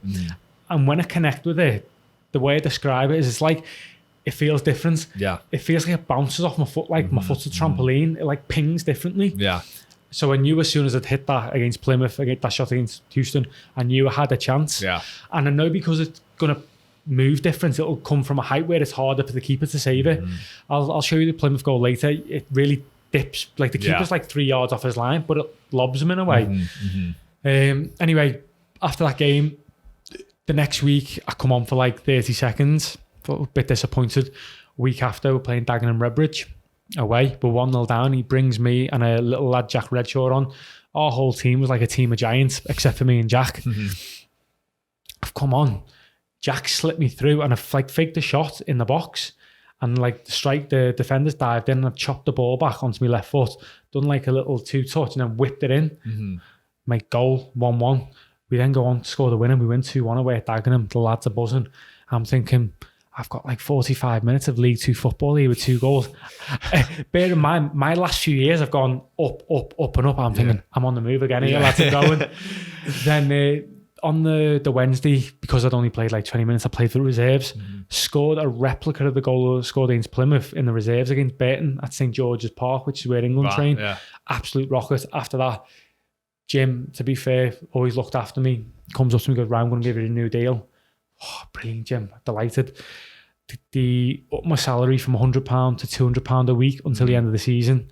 And then from the start of next season will be £500 a week. So I could quit my job then. Yeah. So the following season I could be a full-time footballer. Even though I was already a full-time footballer, but I was also working. Yeah. And then a few weeks later, we've played, and this is where you learn not to get too far ahead of yourself. We played, don't get too high on the highs. Manchester United under 21s at Carrington, their training ground. I'm buzzing, 6 months before I'm playing in like non-league. This is, I think it's Ferguson, Sir Alex Ferguson's last year. He's watching in the gantry, all that stuff.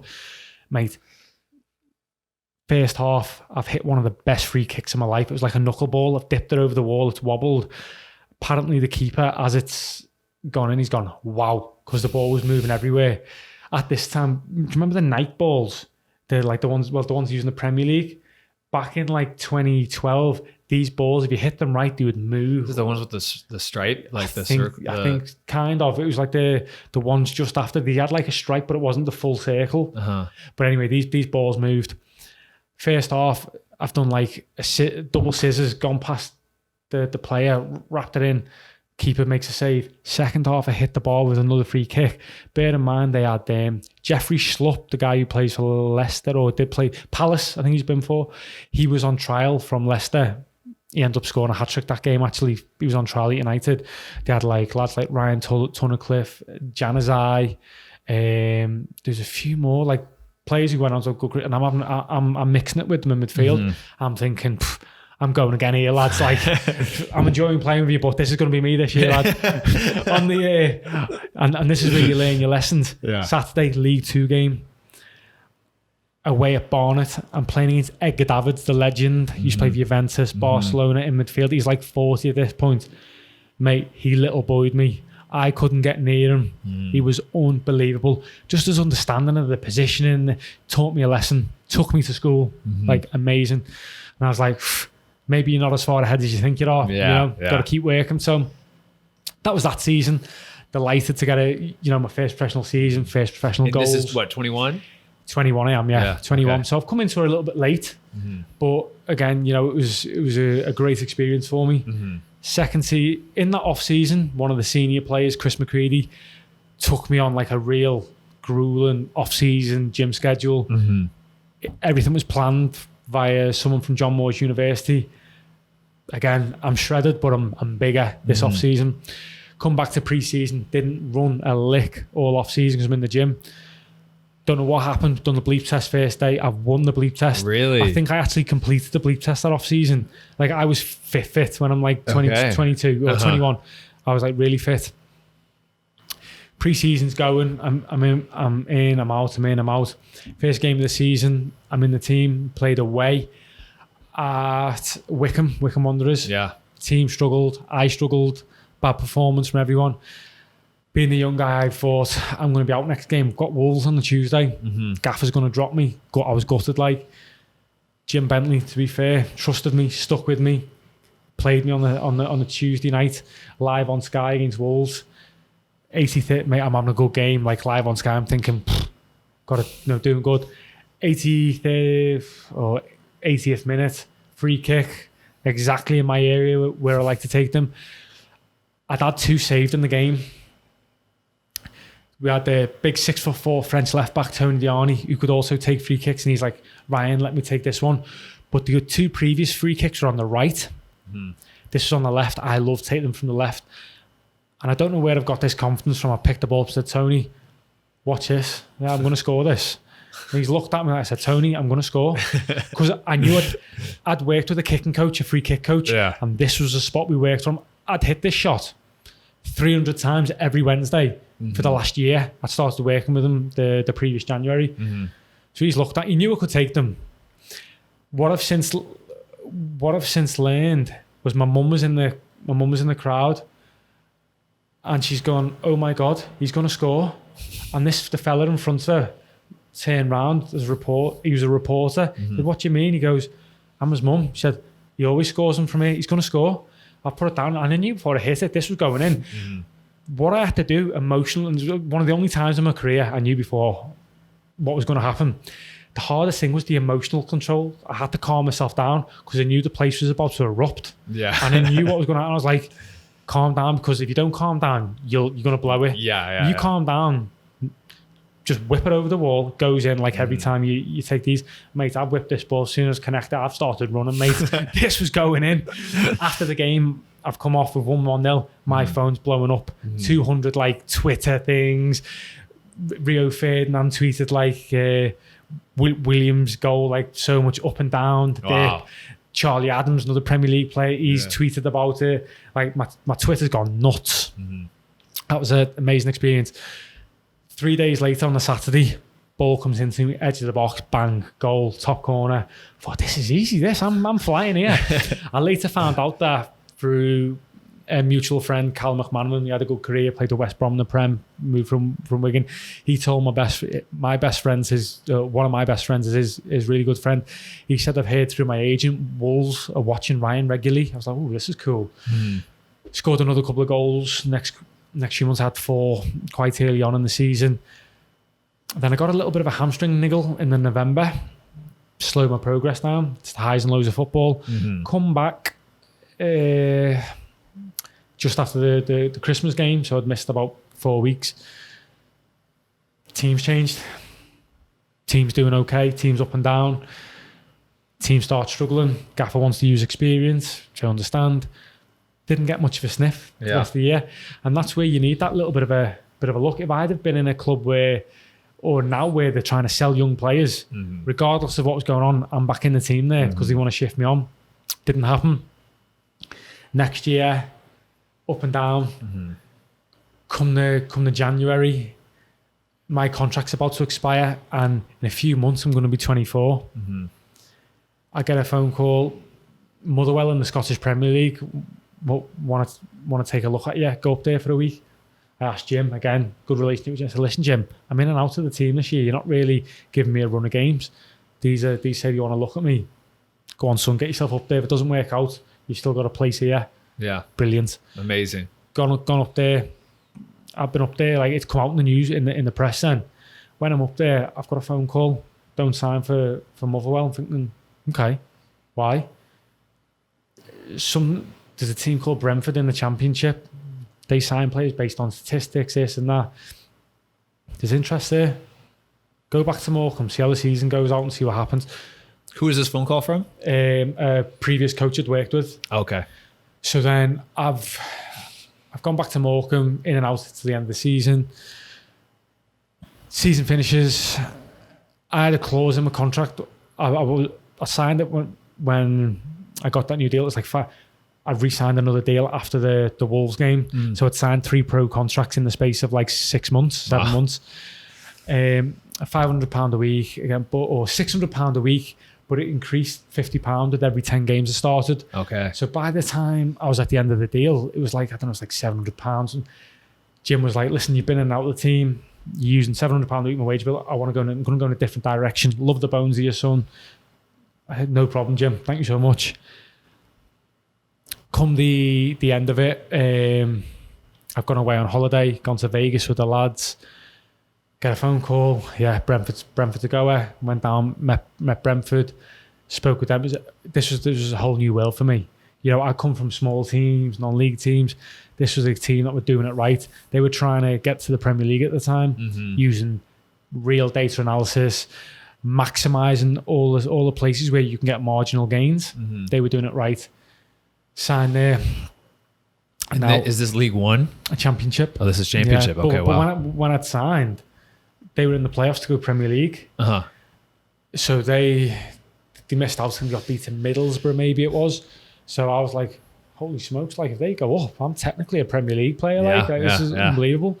The manager, Mark Warburton, left before I got there. They brought in a Dutch guy called Marinus de Kuzen. When I've got there, again, different world, talking Porsches in the G-Wagons, like it's all in it. I'm turning up my little Vauxhall Astra. Again, you know, that's a crazy experience because, you know, like I'm poor compared to these guys. These are rich guys, like different world.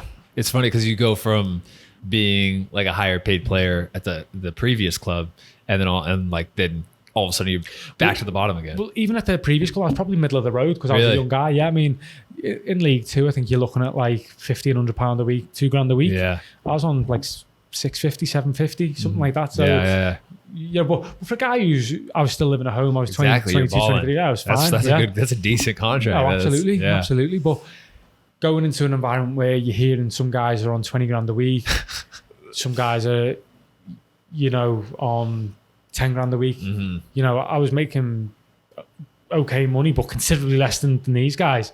So I was smart when I got there. I realised I was like, you know, these guys are seasoned vets at this level. I've done the maths on the first day. There's 12 centre midfielders. One of them who's not playing a year ago played 30 games in La Liga. Yeah. I'm like, right, okay, let's not be silly. Let's save money. Keep your Vauxhall Astra. Smart. It's absolutely fine. Yeah, you don't need a G-Wagon. No, you don't. It's still going to get you to training. Yeah. Smartest move I made because didn't kick a ball. Got there, I was getting frustrated, especially because I've always played. Yeah. We also went through 3 managers in 5 months. Probably the right club, wrong time. You know, my last time, my last few weeks, Dean Smith come in. He'd done really well with them. Ended up getting his move to Aston Villa, Norwich. He's now at Charlotte in the MLS. My limited dealings with him, seemed a great guy, really good. What I noticed, so my first day of training, I was doing really well in the possession. I had a lot of like, well done, Ryan. Well done, Ryan. I was like, this is a fresh start. I'm thinking, like, let's go. Mm-hmm. Next day, we done 11v11. And it was a big squad. There's 3 of us not in the 11v11 for either team. And all good players, We're not talking, they're not filling the squad with kids. This was a serious squad. So I was like, okay. Spoke to them. I said, why was I not in the 11v11? Done really well yesterday. Listen, we've been told you're going to be going out on loan or whatever in January. I thought, fine, fair enough. Naivety on my part, I've just ended up losing my head. Mm-hmm. I said, let me go, like, release me. Naive decision. Wish I hadn't done it. Uh-huh. They were like, oh, no, we're not going to release you. So I just stopped going in. Really? Yeah, I just stopped turning up. Said, listen, I'm not coming in. I'm going to do my own training, do my own practice to get my body right for the next club. So last day of the transfer window, they agreed to let me go. I've gone. Stupid decision, because some of the young boys end up getting opportunity. Because what I didn't realise, some of the other boys were getting moved on in January, and I don't think they brought much in that window. So the squad size, then you get injuries, and you can get a chance here and there. It's a long season. Stuff changes again, like that. Yeah. But again, I never had an agent. I just had my mate. Yeah. You know what I mean? Your friend's like, I'll find you something. If you want to go, I was like, right, okay. I ended up going to Inverness on a contract where they weren't paying me. It was bonuses based on appearances, and they were going to give me a house up there to live on because I got paid up from Brentford, so I had the Brentford money in the bank. Fine, is what it is. Gone there. Now they'd won the Scottish FA Cup the year before. I had a pretty settled team. I was in and around it, but the manager wasn't changing his team. So in my mind, I'm like, what am I doing? I felt happier at Inverness than at Brentford, because I just felt, I probably haven't been honest. We talk about different things, different experiences you go through in football. At Brentford, I probably had imposter syndrome. I was like, what am I doing here amongst all these lads? Like, I was like, I didn't feel worthy of being there. These guys have played Premier League, Championship. 2 years ago, I'm playing in the Welsh League with my mates. So that was a bit of a difficult experience. They've got Nike sponsorships, Adidas sponsorships, big things are coming into the training ground, truckloads of Nike equipment all the time. I'm thinking, I'm still buying my boots off Pro Direct, you know what I mean? I'm like, okay. I've gone to Inverness, a bit of a step back. Before, got to play at Celtic Park. That was a cool experience. Felt more at home there, less like an imposter syndrome. Come the end of the season, the manager got the sack, new manager comes in, he goes, yeah, Ryan, I want to keep you, I like what you're about, but I can only offer you like 300 quid or 400 quid a week, something like that. It was like, I've got $100,000 budget to spend on 4 players. I was like, well, that's not going to work. Like, I've played for Buttons for nothing the last 6 months because I had the money left over from Brentford, but you can't do it again. I can't do it again. So I'm like, right, because I've had the year where I never played the 6 months at Brentford, and I played like 6 or 7 times substitute appearance at Inverness. Clubs don't want to touch me. They're like, you haven't kicked the ball. Yeah. I'm thinking, dream's over. Which is crazy, because I remember that too. After I had to take, like we talked about, 1 step, 2 steps back to go forward. And I was down in New Zealand, and like I felt like I had getting some momentum in the USL. Played at Orange County, played at St. Louis, but then I got injured, and I was injured for 6 months. Then I was down in New Zealand for 6 months, and clubs were like, yeah, well, that was a year ago. And like, they want to see what you just are doing now. Absolutely. And I'm like, how do you, like, the world has such a short-term memory. Yeah. And you're like, you almost feel like it's left you behind. Yeah. And you're like, now I have to catch back up again. Well, that's what they say, isn't it? The game moves on. Yeah. And it's so the true. Game moves on. It does. I'm in this off-season, Shell, and I'm panicking. I'm panicking. In the July, is around middle of. And how old are you now? 28? I'm 25 at this point. Oh, you're still 25. Still 25. No one wants to touch me. I'm calling everyone. Can you get me a trial? Yeah, we're not looking for that position. Oh, no, we haven't played it. Every excuse under the sun. Yeah. No one will even let me come in and train for free. It's not going to cost them nothing. I know. Like 12 months ago, I've just got to move, you know? Come the year. But I also knew, if I'm being honest at this point, I knew from my experience at Brentford, I needed to look at myself. Something needed to change. I'd gone through an experience of where I knew I had imposter syndrome, didn't feel like I should be there. I knew there was personal growth that needed to be had, fully on a personal level. I was doing loads and loads of reading at that time, reading books, self-development. Read a good one called The Alchemist by Paulo Coelho. It's a good book. Love that book. Helped me a lot. Yeah. Made me really look at myself. Yeah. And I knew I needed to change my environment to find the true, authentic me. I knew my football was an issue. I even look back now at some of my clips from training, some of like behind closed doors game I played at Brentford. I'm like, I was doing fine. But in my mind, I was doubting myself all the time. Should I be here? Should I be here? Then I was on Facebook. A guy who I played futsal with when I was 18 for England. I forgot to even mention that before when I was playing non-league. You have a cap for the English football English futsal national team, right? I've won the English Northern Division, the English Midland Division. I think I was like top goal scorer at 16, 17. got into the England setup. I met a guy there called Honor Abassi, and he was unbelievable. 6'4", left foot, so silky, top player. He then transitioned. He left football over there. He was a winger. Come over here, went to I think Connecticut University or Central Connecticut, small school. Again, he had a bit of luck. Someone knew Bob Lilly when he was at Rochester Rhinos. Rochester, yeah. Bob Lilly took him in. And you know what Bob's like for shaping players. Said, you're not a winger, you're going to be my new centre-back. Bassie's like, what? Turned him into a top centre-back. Yeah. Really good, superb player. Should have played at a far higher level than he did. He was at Ottawa Fury in the NASL at the time. I've got nothing at this point, Shell, and I thought, do you know what? Let me give him a text. Inboxed him. I said, Abbas, he said, can you ask your manager if he needs a midfielder? Sent him a video. He had the manager had just sold Johnny Steele to Miami for like, I don't know, like $100,000 or something. So not only was there a vacancy in midfield, but he now had the budget to bring another midfielder in. He calls me up the next day, goes, mate, the gaffer's called me straight in the office, goes, looks at a really good player, this guy. Didn't know he was great at free kicks. Bassi goes, nor did I. So I just knew he was a good lad. He was a good player. Again, it goes on to what you're saying. People get on with you. If you know you're going to be a good player in the dressing room. Yes. Get on with everyone. And 100%. It goes a long way. It goes a long way. The manager then started doing his homework, calls me up. He calls the manager who I had a trial with at Ross County when I was 21. He gave me a really good review. Next thing I'm on a plane, literally. And again, that shows too how interconnected the football world is. Small. So if you start burning bridge over here, let's say that phone call didn't go well. And goes, he came in here, he had a big attitude, we didn't like him. Yeah. That opportunity, your career probably might have been done there. Absolutely. And so it's like, that's why too, it's like, even if you get cut or whatever, and this is something I feel like I've done well, and it's helped me a lot now, is even if I'm frustrated or whatever, shake the manager's hands, be like, thank you so much, really appreciate the opportunity.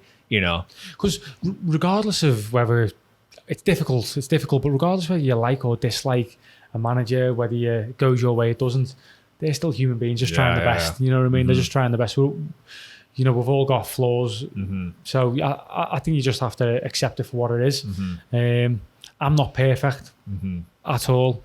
And, I've been so fortunate that a lot of managers have, given me the benefit of the doubt at times. And put a lot of trust in me. So for that, I'll always forever be grateful. Yeah. Again, you look at me coming to Detroit. I know. I think Danny or Yanni had asked people about my personality before I come. It's so interconnected. I think one of them called Jamar Dixon, who played with Ottawa. I think he's now a technical director at Pacific in the Canadian Premier League. Yeah. I think they may have spoke to Julian de Guzman, now the sporting director at New York Red Bulls, played with him at Ottawa. It's so connected. So I think it definitely goes a long way if you can, be a good player around the place. Even if you're not in the team, can you support the lads that are in the team, because you'd like them to do the same for you. Exactly. When you're you get that first start in a couple months. You don't want to have this feeling of toxicity come from the guy that you took the spot from. Absolutely. And so it's like, when you get in that role, you have to be cheering on the boys, doing everything, a good attitude. Even if you're like, obviously you're frustrated that you're not playing, but you want to be just outwardly and everything just in a good light, because this game changes so fast, up, down, all this stuff. So it's a good attitude and treat people the right way. Yeah, it's so important. But with regards to Canada, this was on the Tuesday or the Wednesday. Paul FaceTimes me. Paul Dalglish, he was the manager of Ottawa Fury. Great guy, really good guy. You know, got on with him, no problem at all. He's got in touch, told me his plans. Literally within 6 days, I think the next Monday, could even be 5 days, I'm landing in Canada. Packed all my things, I'm gone. I love that about the football world. I love that. Like, this, it's not one of the only jobs, but it's such a cool experience where in a week you can go from completely focused on playing over in England, in Wales, wherever you're looking, Scotland, and then all of a sudden, boom, you're on a flight to Canada. 100%. It's so cool. Well, again, though, that was the time, that was pre-wife, pre-son, you know what I mean? So easier. It's easier. Just like, I could have gone over there, the backpack, pair of socks and underwear in my pants, I'm good to go, you know what I mean? I'll figure it out when I get there. I remember moving into like my team in St. Louis or whatever, and I had one roller suitcase, one backpack, and a duffel bag, and I had everything. All of my possessions were there. That's all you need. And I was like, easy. Well, as long as I've got a phone and the internet, you know, it's not a problem. So I've gone to Ottawa. They signed a guy the same week as me. You may have come across him when you were at Sacramento Republic, Tommy Stewart. Oh, yeah. Yeah, great guy. So me and Tommy were living together. I was 25. Tommy was 29, about to turn 30. So, you know, similar-ish ages. That's one of those guys that at Sacramento, where I was coming in on trial, just training. I trained with the team the whole year. Only got into one exhibition game against Atlas. But he was just so nice to me all the time. Always treated me with respect. Such a good guy. Such a nice guy. The whole team loved him. Coaching staff loved him. Such a good player. And he had no reason to even, he could just push me aside, whatever. And he just was always just really like helped me out a lot. He's a good guy. Doing the right thing. And probably again, I don't even know if he remembers it, but like, because I was just training. You remember, isn't it? I remember 100%. Because that was my first time training with the pro team. Doing the right thing because it's the right thing. Not because you expect anything in return. Again, because Tommy was superb with me. I know Tommy's now gone into the coaching. He's coaching a 4th division team in Sweden. He, I think, he may have been looking for an opportunity to go up the ladder as an assistant coach, just to keep developing himself. I put him in touch with a previous manager of mine. Don't know what he's like as a coach. I've never seen him coach. I know he's got his A license, but I know he's a great guy. And, again, it's, like you said, such a small interconnected world. So, if you can help people out, you absolutely do. Yeah, because in 5 years, who knows? Maybe he's helping you get a coaching gig somewhere, Yeah, that's it. But then Ottawa went really well, really well. Couldn't have gone any better. First 6 months, I spoke earlier about knowing that I needed a change in environment. The reality was I needed to grow up and I needed to find myself as a person and as a man. Gone there, loved it, went through there was a small period in the season where I think I scored 4 goals in 4 or 5 games, like I was on fire. End of the season, even though I came mid-season, I got Fans Player of the Year. I was getting in the NASL Team of the Week like all the time. It was like that sort of season where I could have sneezed on the pitch and they'd have put me in Team of the Week. You know what I mean? Yeah. It was insane. Off season, we left the NASL. Us and Tampa Bay moved to the USL. That was difficult for me because the USL the next year, motivation-wise, I think I struggled a little bit, purely because the NASL, I seen it as a target because I'd gone there. There was guys playing in that league who played top level. So I was hunting something. Like we had Julian de Guzman on our team, who was the Canadian captain. Wilson Palacios was playing for Miami. And Mauri, who'd been at Juventus, he was playing for Fort Lauderdale. Samaras from Celtic City, Man City, he was playing for Real OKC. Then I've gone into the USL. I'm 26. And this year in the USL, it seemed like there was loads of twos teams. It was just full of like 18, 19-year-olds. It was like playing in the reserves. I felt like I took a massive step back. And it was hard for me to... And I suppose that's a lesson for me to learn in that, you need to be on it every day because if you're not, then you're gonna get punished. I was fortunate in the sense that the first 10 or so games of the season, I think I had like 3 assists and 5 goals, but I was playing out of position on the right. And even being honest, mate, I wasn't performing to my level. I was a bit lost, to be honest, lost in the position, lost in sort of where I was in terms of my motivation. Probably should have dealt with that a little bit better. Again, don't get me wrong, I tried to train to my normal standards, try to keep going to what it was, but I just wasn't, that little 5% wasn't there. It's like the fire that's lit beneath you, like to really push. Yeah, exactly. 100%. I noticed I was getting frustrated a lot more. And as I was getting frustrated, maybe I was getting a little bit narky at times when I shouldn't have done. But again, it was a learning experience. But second half of the season, Paul ended up leaving. Julian de Guzman took over. Now, Jules had an idea in his mind, and I got on really well with Jules. Still get on with him to this day. Top fella. He wants to go quite Canadian. Now, when I was at Ottawa, I was one of the highest paid players at the club. I think he knew, because I'd done okay. I hadn't done enough to justify being one of the highest paid players at the club. He wasn't going to keep me there the next year. So he went very Canadian to the end of the season, and the team struggled. I think they won 1 game in 11. I was still grinding because I was quite optimistic when Jules took over. I was like, he's going to give me a chance. We're going to really play, because we've gone quite direct that year. And as I was playing like just under the striker on the right, it was a lot of just chasing balls, which isn't my game. I like to get on the ball. When Jules came in, I was like, this could suit me. We're going to get on the ball, going to play. Didn't happen. Didn't even get a chance, and it was upsetting because I felt like I was really grinding. But Jules had his ideas, but credit to Jules, he still treated me great every day, and I think that's a sign of a good man. The fact that I wasn't in his plans for next year, wasn't going to play.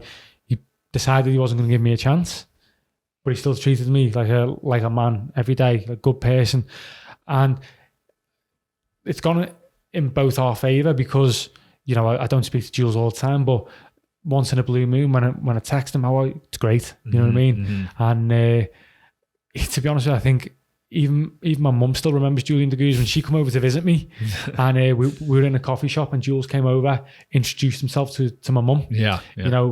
And he probably doesn't remember that. He didn't have to do that, but he went out of his way, and he was the captain of the club at the time when he did that. And I think that showed a lot about his character, why he obviously was a good player, but why he had the career he had, and why people speak about him the way they speak about him.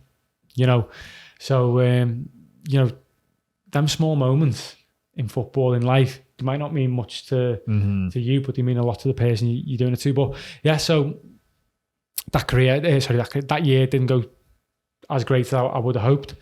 But it'd gone well enough to the point where the Brazilian guys had told the agent about me to watch me. I get a mad phone call, mate, in the off season. I'm sitting on the couch. This is where it starts getting wild, Chel. Hello, is that Ryan? Like, yeah. Oh, this is Ricardo. I was like, I don't know no Ricardo, but how's it going, mate? He goes, do you want to come and play in Brazil? I'm 26 at this point. I'm thinking, yeah, I want to come and play in Brazil. He arranges for me to sign for Paysandu, which is in Belém, in the north of the country. Ricardo had this agency with Rafinha, who I think that's his good friend, who used to play for Bayern Munich. Weirdly, I spoke earlier about trusting your gut instinct. As it come closer, I'm thinking, this isn't right. Yeah. This is not the right... I'm riddled with and I'm not really an anxious person. 2 days before going, I am anxious as anything. Yeah. Something's not right. I should not be doing this. But I thought I'm going anyway. So I've gone anyway. Amazing guys. Football, superb. Yeah. Organisation didn't exist. This is a completely new world. I'm there, I've been training for a few weeks. 2 days before the season starts, the secretary comes, Ryan, we've got a big problem. What's the big problem? We didn't know. A foreign person needs a visa to work in Brazil. I'm thinking, oh my God. So I was like, can we go to the office then and get a visa? No, you can't get a visa in Brazil. You have to get it before you come into the country. We're going to fly you down to Foz do Iguaçu, because Foz do Iguaçu on the border of Brazil and Argentina. Mate, I had to fly to Sao Paulo, then Sao Paulo to Foz do Iguaçu because it was massive. I'm down there for 5 days getting this visa. Come back up to Belém. I land on the Friday. transfer window closes on the Monday. We go to the offices, like the work of public relations. I can't remember what it was. It's like a national thing, nothing to do with football, but where you have to register. They go to submit me paperwork. Oh, sorry, we're closed nationally. What do you mean you're closed nationally? We've got a problem with our data services, our systems. Yeah. Is it anywhere open? No. Try again Monday. Tried Monday, couldn't do it. I've missed the transfer window. So I've got to train all the way up until June without kicking a ball. I'm thinking this is an absolute disaster. Absolute disaster. Couldn't believe it. End up making my debut. No, this gets a bit weird. I made my debut. But at this point, living off the pitch was difficult. It wasn't the most developed area, like Sao Paulo, like Rio de Janeiro. Wasn't really allowed to leave my complex too often for security reasons, so I'm getting cabin fever. Yeah. I'd completed Netflix at this point. There's nothing new for me to watch. I'm like, I'm going home. To be fair, the fans were great. They were amazing. At the time, I still had Instagram. Sunday night, I open up. I'm getting all these notifications. Parabens. I'm like, why are people saying congratulations? Paysandu, Instagram, I'm on there. There's my picture with the big thing. There was no translation button. Translation, yeah. I'm screenshotting quick. What are they saying? Plug it in. Ryan Williams has agreed to sign extension for the Serie B campaign through to the end of the season. The manager and the sporting director absolutely delighted. You know, very unfortunate what happened with Ryan's visa situation. We've got big hopes from this season. Mate, no one spoke to me about no contract extension. I was planning to go in the next morning and say, my contract finished in 2 weeks. This is me done. I appreciate it, but I'm out. At this point, I'm thinking, oh my God. I'm trapped. Yeah. I go in the next day and I'm like, I've got to stay strong here. They said, okay, it is what it is. They eventually, as long as I agreed to come out and make a public statement saying, I've got like family issues in the UK. I need to go back for it. You know, the club's been great with me. It wasn't the club's fault about the visa or that. No, but I'm like, fine, okay. Put that out, mate. I've got the last 2 weeks out the way with. On the flight back, it was like 3 flights back to the UK. The biggest sense of relief in my body. I just knew it wasn't where I was meant to be. Yeah. It's kudos to you for staying strong and getting out of there too. Yeah. I mean, don't get me wrong. The people were fantastic. Yeah. Amazing. The food, incredible. I learned a little bit of Portuguese when I was there. If that football was in a different place and the guys were super, mate, I'd have stayed there for the rest of my career. The football was incredible. It's like you said, though, it's like that gut feeling. And that's something where if I saw like Instagram post anywhere, that'd be a gut feeling of like, something's not right. It could be good everywhere else, but you just get that feeling like this is not how it should, the order of things, how they should go, you know? Absolutely. And that's a huge gut. Like when I'm like, listen to your gut with that, you know? 100%. From there, gone home. I'm back on the Rhyl. My local team's Tranmere. My friend calls him, says, "Can Ryan come in and train?" He said, "Yeah, no problem." Come in and train. After like 2 weeks, after a week, they're like, "Do you want to sign?" I was like, "Yeah, okay. Give you the deal till January." Okay, no problem. I've been doing really well in training because I've come from playing in training every day in Brazil at Serie B level. Yeah. Mate, I'm flying at League 2 level. I am flying. Mate, I've signed the deal and I wasn't even getting put in the squad on the Saturday. I was like, mate, I just got as soon as I signed the deal, just pushed to the side. Mate, I'm losing my head at this point. Yeah. But it was, I've gone and spoke to the manager and he told me, just keep working hard. Just keep working hard. As a player, it's not what you want to hear. You want something tangible. Yeah. What is it you want me to work on so I can get in the team? Or what is it you want me to do? How do you want me to play? Exactly. There's obviously something I'm not doing. Looking back, it wasn't just me because we had Paul Mullen, legend of League 2 right now. He wasn't playing much either. And he's one of the best finishers I've ever played with. I played with Mulls at Morecambe, top player. And then I've gone back into the manager 3 weeks later because I've kept working hard, getting nowhere near the team. Coach, gaffer, what do I need to do? Just keep working. What if I send you out on loan to the Conference North? I just got up and got off there. I said, listen, not happening. Absolutely not happening. You're not giving me an opportunity. You haven't been straight with me since I've come here. It is what it is. I'm getting off. Like, done the right thing. Trained till the tried to be positive every day. Keep a good attitude. Come January, I've left. Fortunately, this was where my journey to Hartford came about. Jimmy Nielsen, phone call. He goes to me, and at this point, I'm on trial with. I've gone on trial. Someone got me a trial with OKC. I've gone on trial there on a Monday. Tuesday after training, Steve, the manager, comes to me, goes, I want to give you a deal. He said, I knew after the first session yesterday I wanted to sign you. He said, I just wanted to make sure what I was seeing yesterday wasn't anything different to what I'm seeing today. He said, the sport director's coming on to the game Saturday. Who are we playing? I don't know if it's like a Louis, maybe a Louisville, someone like that. We had like a pre-season friend. He said, great, yeah, no problem. We'll sign a contract Saturday. Brilliant. Friday night, I'm in the hotel, day before the game. Jimmy Nielsen calls me. Ryan, I want to sign you. He said, the only problem is I don't have an international spot. I think he said, I'm on the phone now to Tacoma Defiance or whatever they were called. They don't need an international spot. We're trying to negotiate to buy it. If I buy this international spot, I want to sign you. And I was like, and when I was speaking to Jimmy, I just had this feeling, gut instinct. I was like, I want to play for this guy. Yeah. He just sounds like, it sounds right. It just feels right. Yeah. But I said, Jimmy, I said, you're going to have to work quick, because what am I going to say to OKC tomorrow? I've got a contract there. I can't say no. And then you don't get this international spot. He said, right, leave it with me. If I can't get it by the morning, obviously sign with them, but I'm going to try. I woke up in the morning, Jimmy texted me like 4 a.m. with like, I still remember it was like the, you know, a cup emoji. Cup emoji and a thumbs up. He said, I don't know if he used to call me champ or something, or champion. We've got it sorted. So I've called him first thing in the morning. Then I've got the difficult conversation of what do I say to Steve. I've gone to Steve and just had an honest conversation. I said, I just fancy it. It just feels like something I want to do. And he was disappointed. But we ended it on good terms. Yep. And I thanked him for the opportunity. I've got on a flight up to Hartford, and got there.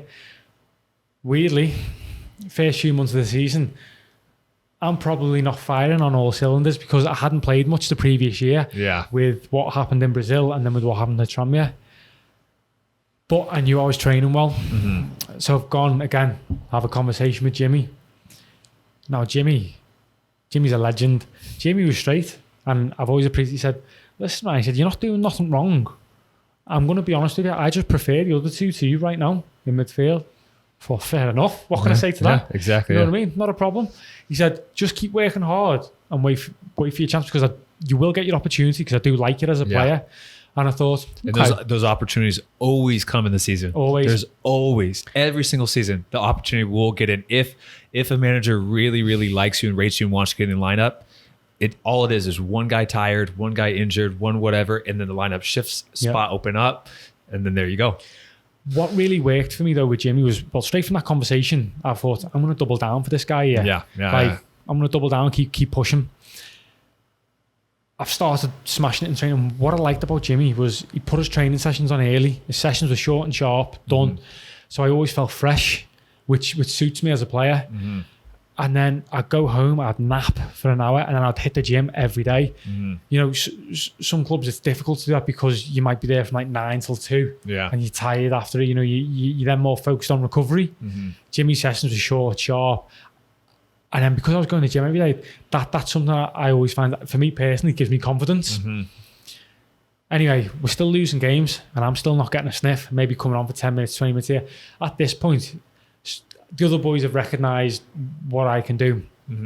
A couple of Danish boys on the team that have gone to the Jimmy and like, Jimmy, we need to start playing, Ryan. We're not winning. And at this point, I've looked through the data. I've played the least amount of minutes in the last 10 games or the last 5 games. With lost games, I hadn't been given a chance.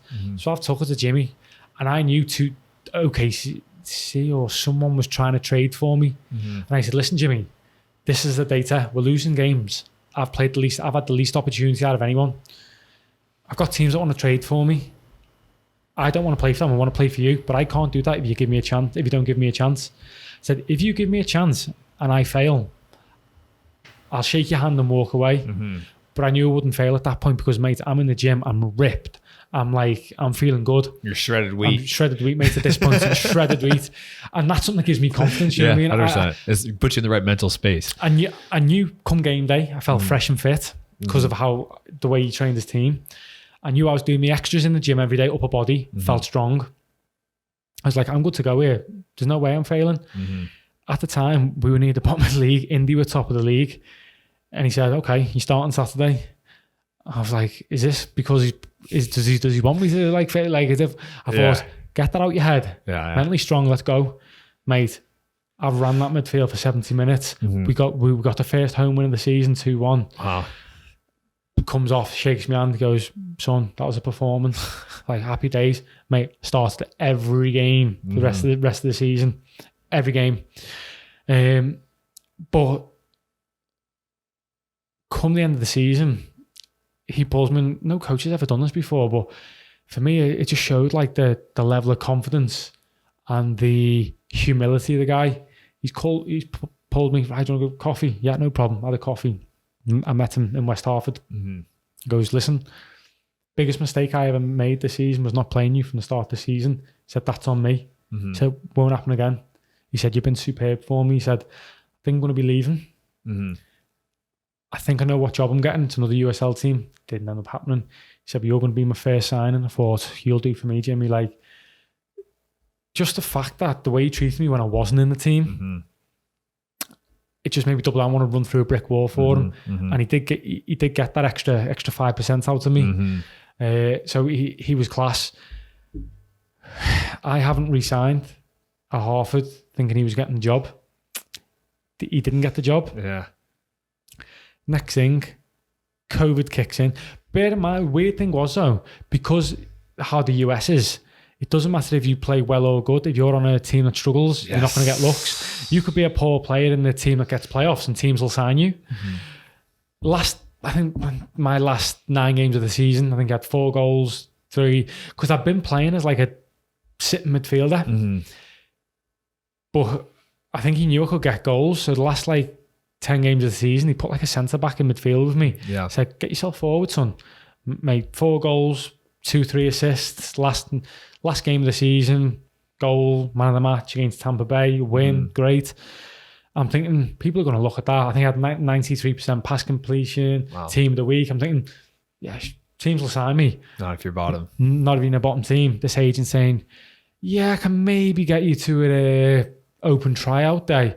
What do you mean an open tryout day, mate? I've played 2.5 years in the league. Yeah. I was vice captain at a previous team. Like, I'm 28. That was after Charleston for me. I felt like I was playing the best games of my career was probably end of Tulsa, last season of Tulsa, and in Charleston. But Charleston, we just lost. We lost and lost and lost. But on an individual viewpoint, I felt like that was some of the best games on an individual standpoint that I could have had. And after that season, that was the least amount of interest I've had ever. It's mad. Mm-hmm. COVID's kicked off. I don't have a team. No employment. I'm 28. No money coming in. Mm-hmm. I'm thinking, oh my days, what am I going to do? Started hitting the gym again in the off season. I've always enjoyed the gym. I was going to say that's a recurring theme. Yeah. Gym. That's always been an anchor for me. Yeah. And then it is good, I think, to find things in your life. I talked about this. I just filmed a YouTube video and talked about it. And I said, get other hobbies or whatever. And it's like, that's a hobby that both will help your career. Yeah. Unless, you do it the wrong way. But as a footballer, you're going to do the right exercises, the right stuff. But it will help you mentally. And I think even finding stuff like hobbies like that will help you mentally, and even additional benefits will help you on the field too. But stuff that will get you in the right place where you feel that it instills confidence in you. Yeah, and absolutely. That, like you said, when you feel like it gives you that confidence in the gym, when you've been consistent, you go, oh, I know I'm going to do well in the field. And that's something mentally is going to be way more of a benefit. And I always push that. Find the stuff that gets you in the right headspace. Absolutely. Yeah. Absolutely. That'll give you that extra 10, 15%. Mm-hmm. The confidence, the way you carry yourself, the way you walk, it's different. Mm-hmm. At least for me, it's always been that, like I said, that anchor. So that was my anchor during COVID. this was probably the best shape of my life I ever got into. I was a machine. COVID starts coming out a little bit. I'm in Cyprus. I was in Cyprus. I'm sitting there in the I think it was a Cafe Nero. I get a message on LinkedIn. Are you Bosman? No, I'm right. What do you mean? Am I a free transfer? A Bosman transfer? It was broken English. So I've gone into it. I said, yeah, I'm a free player. Why? It turns out this was a sporting director of AFC Eskilstuna at the time, Tore Eliasson. He said, we've been scouting the USL last season. We really like the look of you. The manager didn't want you last year because he didn't think the USL was a high enough level because they'd been playing in the Allsvenskan. He said, I love your personality, the way you play. Will you come in on trial? I said, yeah, okay. That night, packed my swim trunks, flew to Sweden. I've landed in Sweden. Sporting director pulls me and he goes, listen, I'm going to be honest with you. I really want you here. We've just been relegated from the Allsvenskan and we've started the season poorly. So I need someone like you, bit of bite about midfield, good communicator. I just like your personality. He said, but I'm going to be straight with you. The manager doesn't want you. He said, I need you to show him in the next few days to sign you. So I'm like, right, okay. What I didn't know as well at the time, the chief scout did not want me. Really? Said I wasn't good enough. I'll get onto that in a minute. I've gone in there training first 2 days. I'm like, ooh, this level's decent. Yeah. Like the lads were good in training. But I thought, if you can get me into I've never been one who really shines so much in training, but if you get me in 11v11, well, I've got a bit of space and I can organise, do my thing. I'm the same way, I feel like. So I was like, just get me in 11v11. Anyway, I could just tell from speaking to the manager, he's not having me. So I spoke to him. I said, can I speak to you? Because I thought in my mind, I'm not going to waste my time. I'm missing my holiday. I can fly back to Cyprus. I said, what's the situation? He goes, listen, I don't want a midfielder like you. He said, I want a number 10 who's going to score goals.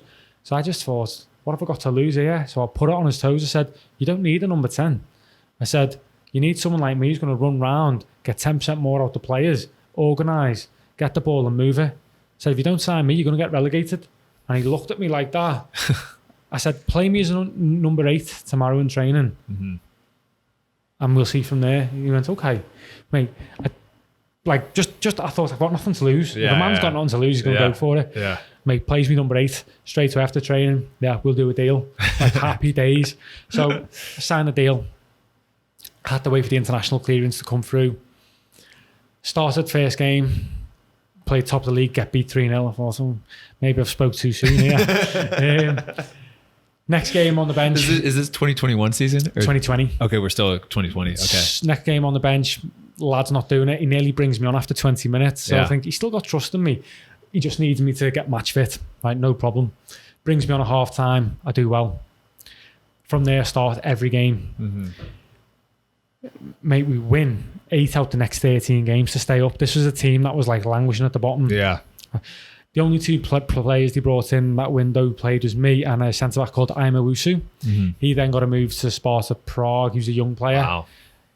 Nearly got a £7 million move to Fenerbahce. He's now playing in La Liga for, I don't know, is it Cadiz or... But he's played for the Swedish national team. Wow. Now transferred over to Syrian national team. But yeah, he's in La Liga. Again, I was looking back at how I played that year and I was 29 now. And I was thinking, if I'd have done this 5 or 6 years ago, I may have got a move. Because the sporting director then pulled me in, really pleased, showing me clippings of the press, saying that Allsvenskan teams were watching me. And I'm like, oh, amazing. I'm going to make a real good step. Come the end of the season, manager leaves. The guy who was a chief scout who didn't want me has become the sporting director. This is Jawad. He offers me a contract. But when I signed the first contract, they offered me a salary, the sporting director, and I said to him, it was something weird. I said, give me €500 a month less, but give me a $3,000 or $4,000 bonus if we stay up, and give me something give me $250 a win. Because I just thought, I want to back myself here. Yeah. mate, we won 8 games, and we obviously stayed up, so I got the $3,000, and then I don't know what's that work out like, an extra $2,000. So I've come out with like an extra $5,000. So I basically rinsed the club for like 3 months. It was like an extra 5. So they wanted to give me the same contract that I signed without the bonuses, and I said, listen, no chance. Look what I've done when I've come in. I knew what some of the other boys are on. I said, I want that. And they said no. I said, fine, well, I'm not signing. So I left. I thought the season I've had is going to be great. I'll go wherever. I had interest from a team in Dubai. The money they were talking is just, this is going to change my life. Mate, I end up flying over there to sign the deal. I'm in the hotel last minute, the plug gets pulled. This is how I know what Dubai's like. Yeah. Because I had no interest in visiting Dubai, but it was to go and sign for a team.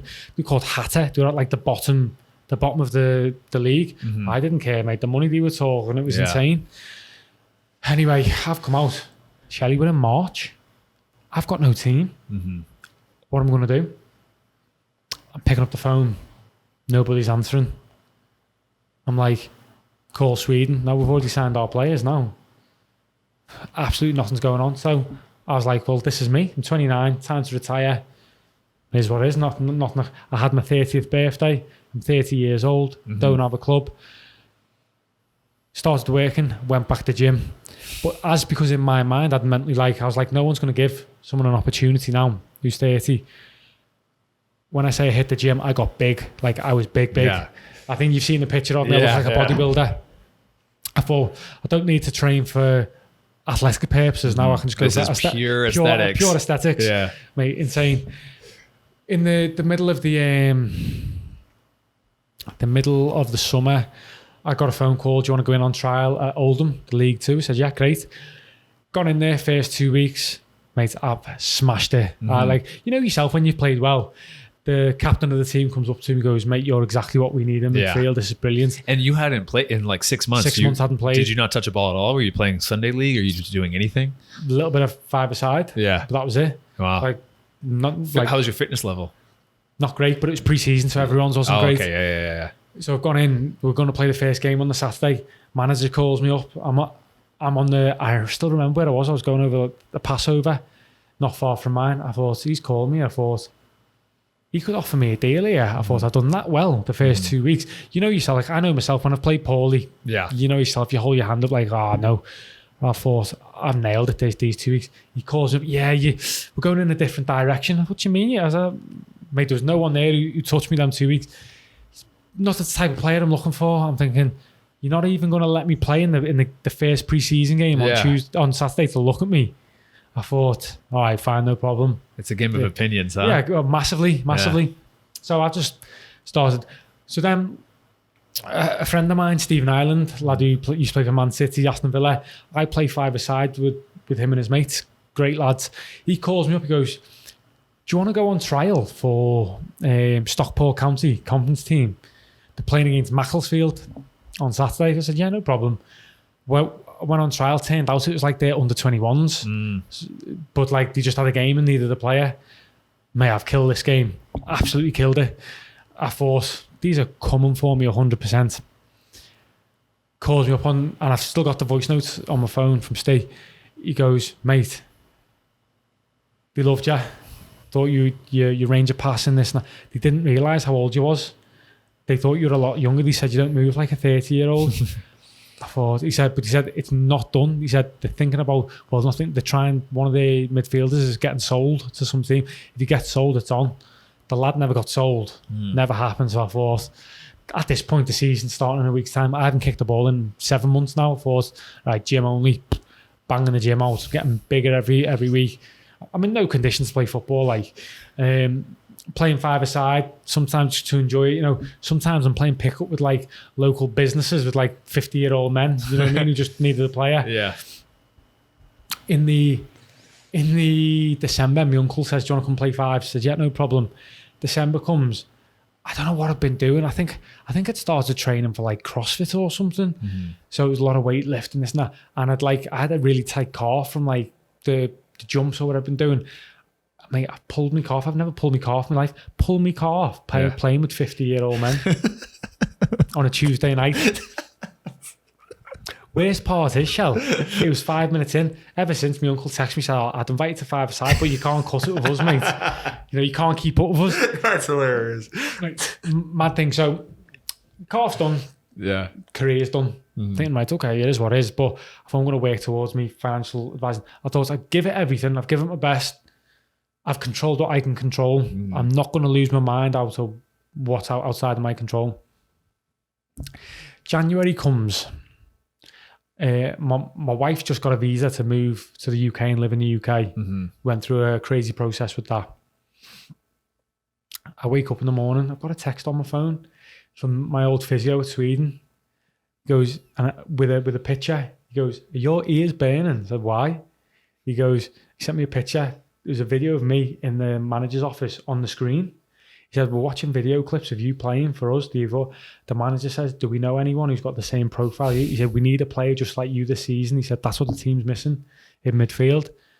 I said, "Yeah, I know one player, but he hasn't played for a year." I said, "What about me?" He said, "You haven't played for a year, you have no chance." I said, "Yeah, can you ask Jawad if I can come on trial?" Yeah. And he goes, "Go on, yeah, come on, mate, 2 days." So I said to my wife, I said, "Listen," and I said, I know you just moved your life over to the UK, but do you fancy it? Like, do you mind if I go to Sweden for a week on trial?" She goes, "You're killing me here, but do what you need to do." So did she just stay with your family while you went? Yeah. So I've gone over to Sweden. I'm a little bit big at this point, mate. Yeah. I'm big. Bouncing everyone on the pitch, mate. I felt like Hacken Fenway. This how strong I felt. Couldn't get tight to players because I wasn't sharp enough. Hadn't played in the year. But on the ball, I done well. Probably the 5-side. Problem was, mate, my calf was still in a way. Bryce said to him, I said, "I can't come this week." I said, "I'll have to get time off from work." That wasn't the reason. The reason was my calf was still healing. I went and played 5-a-side on the Thursday night just to run, just to see if I could run. I thought, if I can run, I'm going to do it. If my calf goes next week, what have I lost? I thought, my career's done anyway. Let me get through. Fortunately, the physio in Sweden was my mate. I said, "Listen, mate, I've got an issue with my calf here. I've torn it like grade 2 in December. He's needled it." He said, "Get through this week." I got through the week. Great. Manager comes to me, offers me a deal. "Listen, mate, I can't play for that." I said, "This is what I want." And he goes, "I'm not paying you that. You haven't played for a year." I said, "Well, I'll come for another week's training if you need to see another week, but I'm not signing for any less than that. And you know I'll walk away from it because I walked away from you last year." Yeah. He said, "Okay, give me the..." He liked what I brought around the place. Yeah. Ended up giving me the deal. Funny story. Season went good. By game 5, they had the captain, the vice captains. By the 5th game, mate, when the captain wasn't fit because he was always getting sent off, great guy, crazy guy. Always, I had the armband. So I'd gone from working selling insurance 2 months before, to now captain a team. From me, I remember Jawad, and I still, got on well with Jawad, still got on well with him, not a problem. I remember we're in a team meeting, and he goes, "Lads, if you're not in the team right now, I don't want you to be being funny about it. I don't want to see no silly faces. I want you to work hard. I want you to look at that guy there." Said, "That's your captain for this year." He's talking about me. He goes, "When we first signed him in 2020, I was a chief scout. I told the club, do not sign this guy. He's nowhere near good enough. I told the club to sign another player, a lad called Kazu, really good player to be fair. But I kept him off the team. I mean, the year I left, Kazu then got in the team and had a good year, and he's now on, I think what I've heard, 25 grand a month playing in Asia. Yeah. He's an Asian guy. But good luck to Kazu, great guy. But then I've kept him off the team. Yeah. Jawad said, "Follow his example, because he come here, I did not want him, but I've re-signed him and I've made him captain. That tells you, boys, I will change my opinion." He said, "My opinion's not set in stone. The only thing I want is what's best for the club. And if you're the best player for that position, you will play." So, great credit to him for having the humility to say that, but it's also a huge confidence boost for myself. That shows that you can change people's opinions of you. It's not set. It takes a couple of weeks. Like you said, you want to win. Absolutely. And it's like the same thing. You write somebody off, but then they come in and you think this player is going to help you win now. It doesn't matter a year ago if you don't think that player is going to help you win. Now, if he can help you win, absolutely, you're signing him. Absolutely. Yeah. I mean, it's so, like, I've had that. Preki, he didn't sign me when I was training with Sacramento Republic, and he just said I wasn't there, keep working. And then he's the one who he offered me a contract like a week after the season ended, when I was playing in Orange County, and said, I want you to come to St. Louis for me. Nice. I'm like, wow, there we go. Yeah. Like, that's such a good feeling when you prove, so like, I am at this level, I can play here. You feel like you've earned it. Yeah. You've earned it. Again, Sweden went 2022 was a good year for me in terms of my personal performances. Felt done well. They gave me a new deal in September. To be honest, last year I was 31 coming back into pre-season.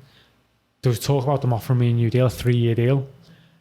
It didn't go quite well for the team because we sold a lot of the young guys, some of the better young players. A lot of change. We ended up having 4 coaches last year, which was difficult for any group, you know. But it was a great opportunity for me in terms of developing my leadership skills. I felt I was putting a lot of fires out in the dressing room at times. There's a lot of unrest, and my job was just to try and keep the group together as best as I could. A lot of young guys on the team, try and give them as much confidence as I could, especially when we were going through difficult periods. You know, that was a good moment for me in terms of growth, despite it being a difficult period for the group. End of the season finishes. I had a couple of opportunities to go back over to Sweden. At this point, obviously, I've got a family. You know, I've got a wife, I've got a son. I've got to consider a lot of things. So I'm there in January, and I was thinking, you know, there's, you know, yourself at this level, there's so much that goes into it, moving your family from place to place. You get in your 30s, maybe the salaries aren't quite what they used to be. It's tough. And I was deliberating hard. And then I was there, I seen the boys go back for pre-season week 1. I was like, I can't give this up just yet. Yeah. Like, there's too much in me that, like, I'm missing it. Like, I know I'll regret this. I need to play. Called an agent, said, listen, can you just reach out to some teams in the US and see what the situation is? Within 3 or 4 days, he said, do you fancy Detroit? I said, well, let's see.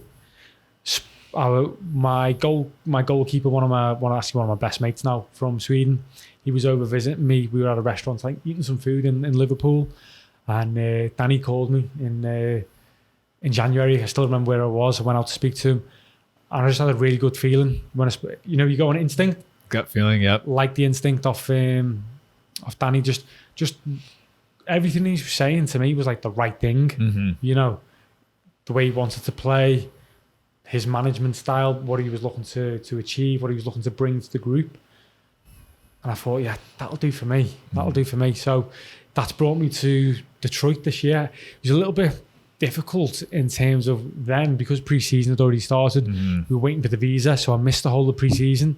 And that's difficult because then physically you're playing catch. You can only do so much on your own. It's hard. Physically playing catch up. And what was different to here to Sweden was, in Sweden, that I think because the coach already knew me, regardless of if I was fit or not, I was going straight in that team. First game of the season, I landed on the Wednesday because we had an issue with my visa in Sweden as well. I actually got stopped at the airport and sent back home. Like, I had to sleep overnight in the airport. That's a story for another time. I've come back on a Wednesday and he starts me on a Saturday, 70 minutes, just to get my fitness in. Next minute, 75, 80, next minute, 90 minutes away.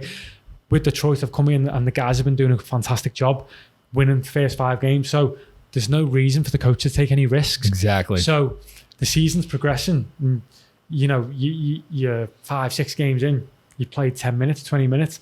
So it's a completely different experience, especially for me in terms of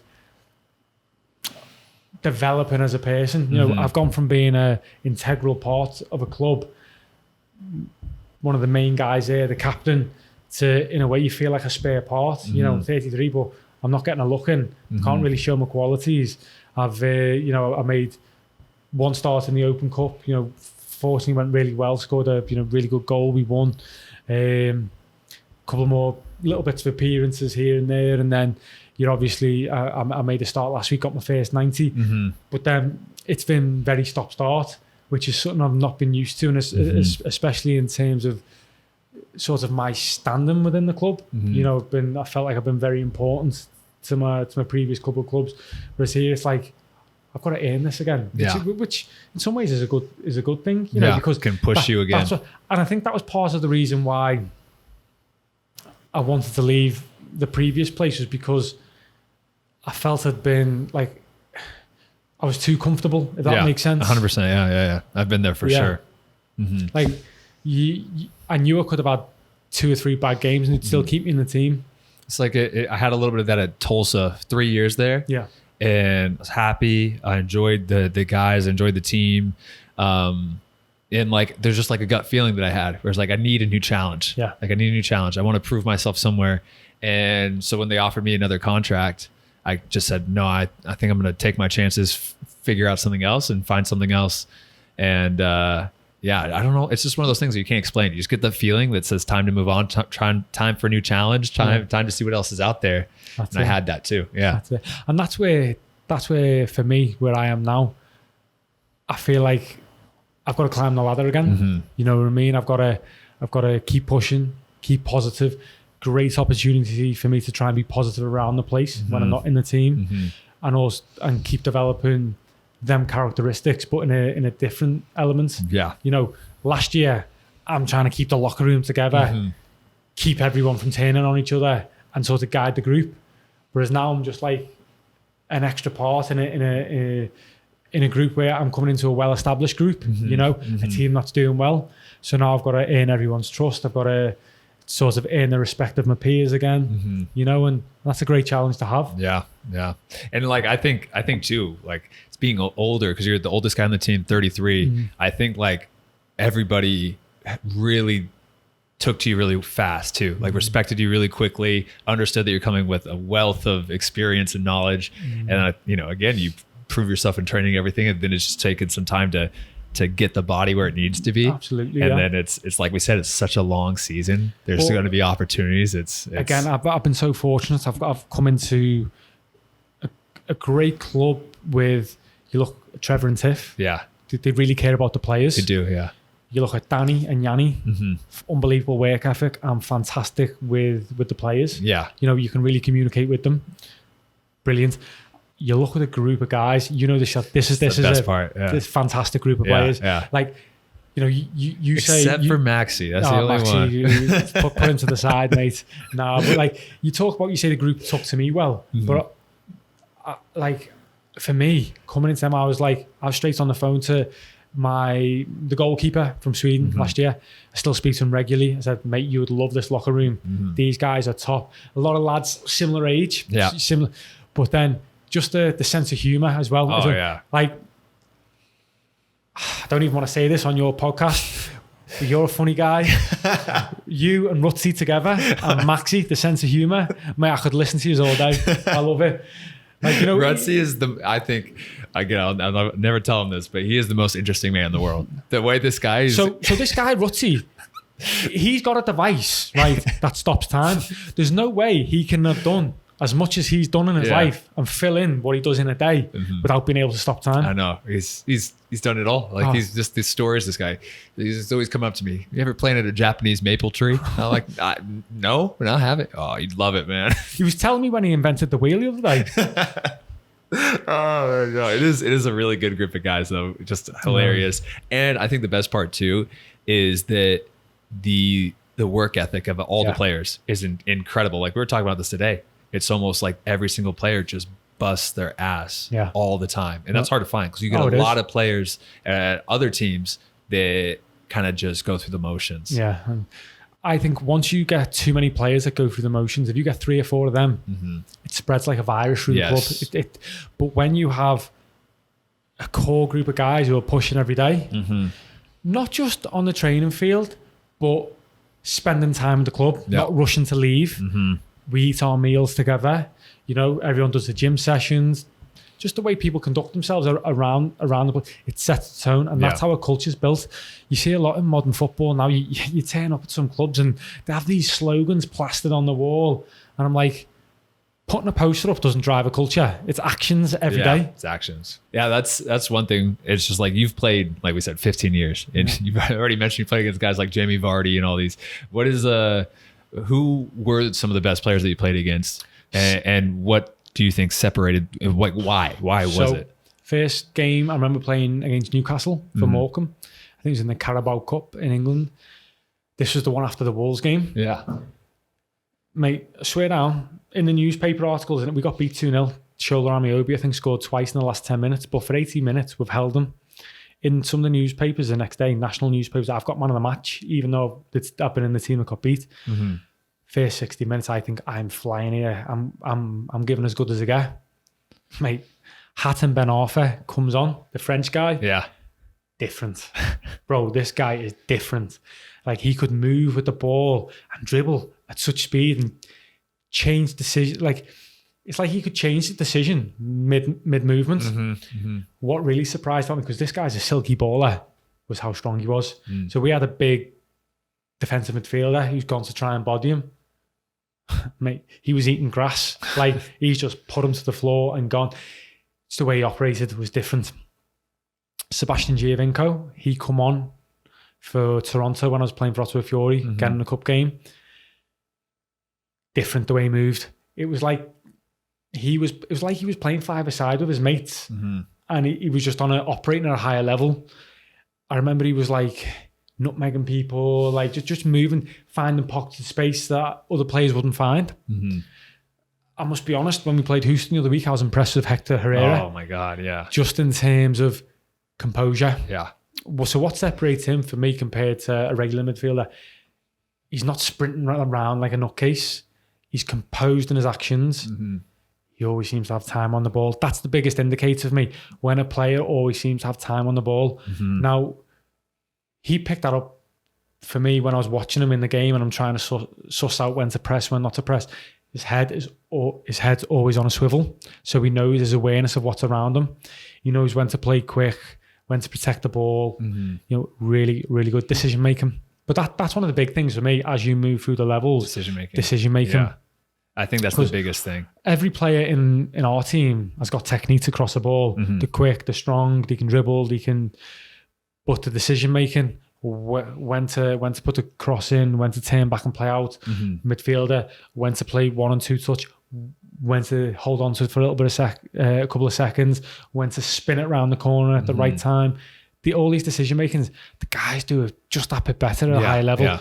They do everything a little bit faster, a little bit sharper, decision making better. Yeah, I agree 100%. Yeah, it's crazy. You know who else was like that in the center that was really like reminiscent of Hector Herrera? When I played him last year, was Darlington Nagby. Nice. Oh my God, this guy, same thing. Just like could not get near him. Yeah. Like I think we even tried to overload the midfield, and we had 3 center mids going against their 2. Yeah. And the other one's killing me. I have his name. I remember what he looks like.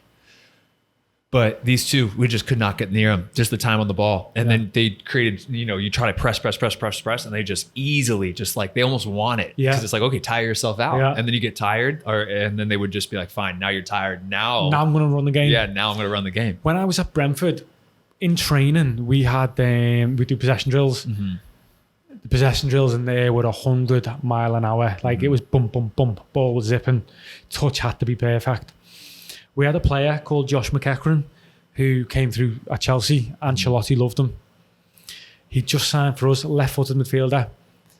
0 pace, weak as anything, 0 strength. But his brain, it was like we were all running on Windows 98, and this guy had like an Apple M3 chip in his mind. Yeah. You know, he could see passes that other players couldn't see. And in them possession drills, I still to this day couldn't work out how he was doing it. It was like he had a force field around him. No one would press him or could press him, and he always had this time.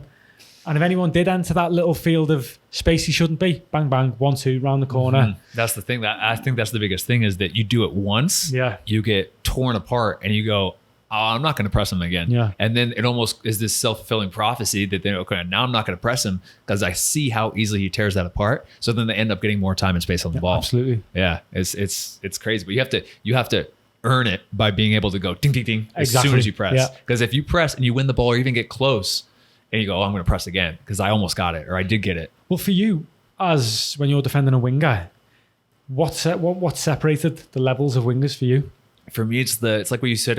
You kind of nailed it with ability to change their mind on the fly, almost. Where it's like there's wingers that that when they go up against you, that they've already set. They're going to just step over, push down the line, and cross. And those are I don't want to say easy to read, but they're easier to read because it's just like, oh, I'm going, and then you can kind of catch up. But the hardest wingers are the ones that, I'm going to just going at you. You're trying to figure out what they're going to do. Are they coming inside, outside? They start to go, and it's not a fake. It's I'm going to go down the line, but they see you jump it. And they go, switch. Nope, other way. And it's like the unpredictability where it's like, I can't even predict what you're doing because you don't even know what you're doing. You're just going and They're seeing. Going off your movement. Exactly. And those are the hardest ones because it's like you're trying to predict, because to defend and to block something, you have to predict it. If you try to react too much, they're going to beat you. So you're trying to predict it, move it. And it's like you said, it's just like that. They don't even know what they're doing. They're just going. And as soon as they're just trying stuff, and as soon as you take one hard step one way, they're like, okay, there it is, other way. I think, as I got into my professional career, I stopped dribbling when I was a kid because I was playing it safe. I stopped being a good dribbler. So I've always tried to break down the science of dribbling. And when I watch Messi dribble, you can see there's times where he is going that way. He's going, but then he'll like hop mid move and go the opposite way when he watches the opponent start moving that direction. It's incredible. Yeah. And you feel it a couple times. Like I felt it in like off season, or there's a couple times where you're just going and you're throwing in some stuff when you just have, no pressure at all. You're just off season with your friends, but you're just trying stuff. And then you're just watching the defender, and then you do it and you see him move, and then you go and it works. You're like, that's it. Like that little taste that I had of it is what Messi feels like every single game, every single time he gets the ball, pretty much. If I could just like harness that and get that every single time, I'd be Messi. But it's hard to be Messi. It's hard, Well, that's why he is who he is. Yeah, because he can do it. But these guys in the modern game, I think they're going to become more and more important because they're block breakers. Yeah. Now, as teams get more tactically well set up, you need to be able to break lines and break a block. If you get someone that can go past the player, well, suddenly someone else has got to step out. Then it's going to, So I think over the next 5 or 10 years, these players are going to become more and more valuable. Yeah, 100%. All right, well, I got 3 quick questions for you, and then we'll end the podcast. But the first one is, what do you think is the lowest moment of your career, the hardest moment? Hardest moment of my career was Brentford. Yeah. Because I knew that I had like I said before, I needed to do work on myself, not as a player, but as a person. Yeah, okay. And then on the flip side, the best moment of your career? Probably my goal against Wolves. Just because I was young. I'd just come out of playing non-league 9, 12 months before. I'm scoring live on British TV. All my friends are watching. I know there's probably millions of people watching that game. It was a special moment. And then the last one is, if you could go into a time machine and go back to any time of your career, it could be into your youth career, it could be the time at Brentford, whenever. But when would you go back, and what advice would you give younger Ryan? I'm going back to visit myself when I'm 10 years old. I'm putting an arm around my shoulder. And I'm saying, listen, son, go and enjoy yourself and express yourself. Don't get caught up with worrying about the small things like getting released by a club this year. You've got loads of time. What's most important is you do the right things for your development. And that means expressing yourself, be creative, and trust in your ability. You'll get there eventually. People are going to fall away. But when that time comes, when you become a professional footballer, you're going to have the required skill set that not many players are going to have. Don't lose it. Don't lose it and become one of them safe players. You need to have the courage to be yourself. The hardest thing to do in the world is to be yourself. But if you can find the courage to do that and be that every single day, you're going to be okay. Awesome. Well, I love it. Ryan, thank you so much for hopping on the Against All Odds podcast. Thanks for having me, mate. Appreciate Pleasure. It. Yeah. Longest one, I think, so far, but we had to cover. Hey, we knew that was coming, though, didn't we? I knew it, but I love it. But thank you so much. Really appreciate it. Sure. Appreciate it. Thank you.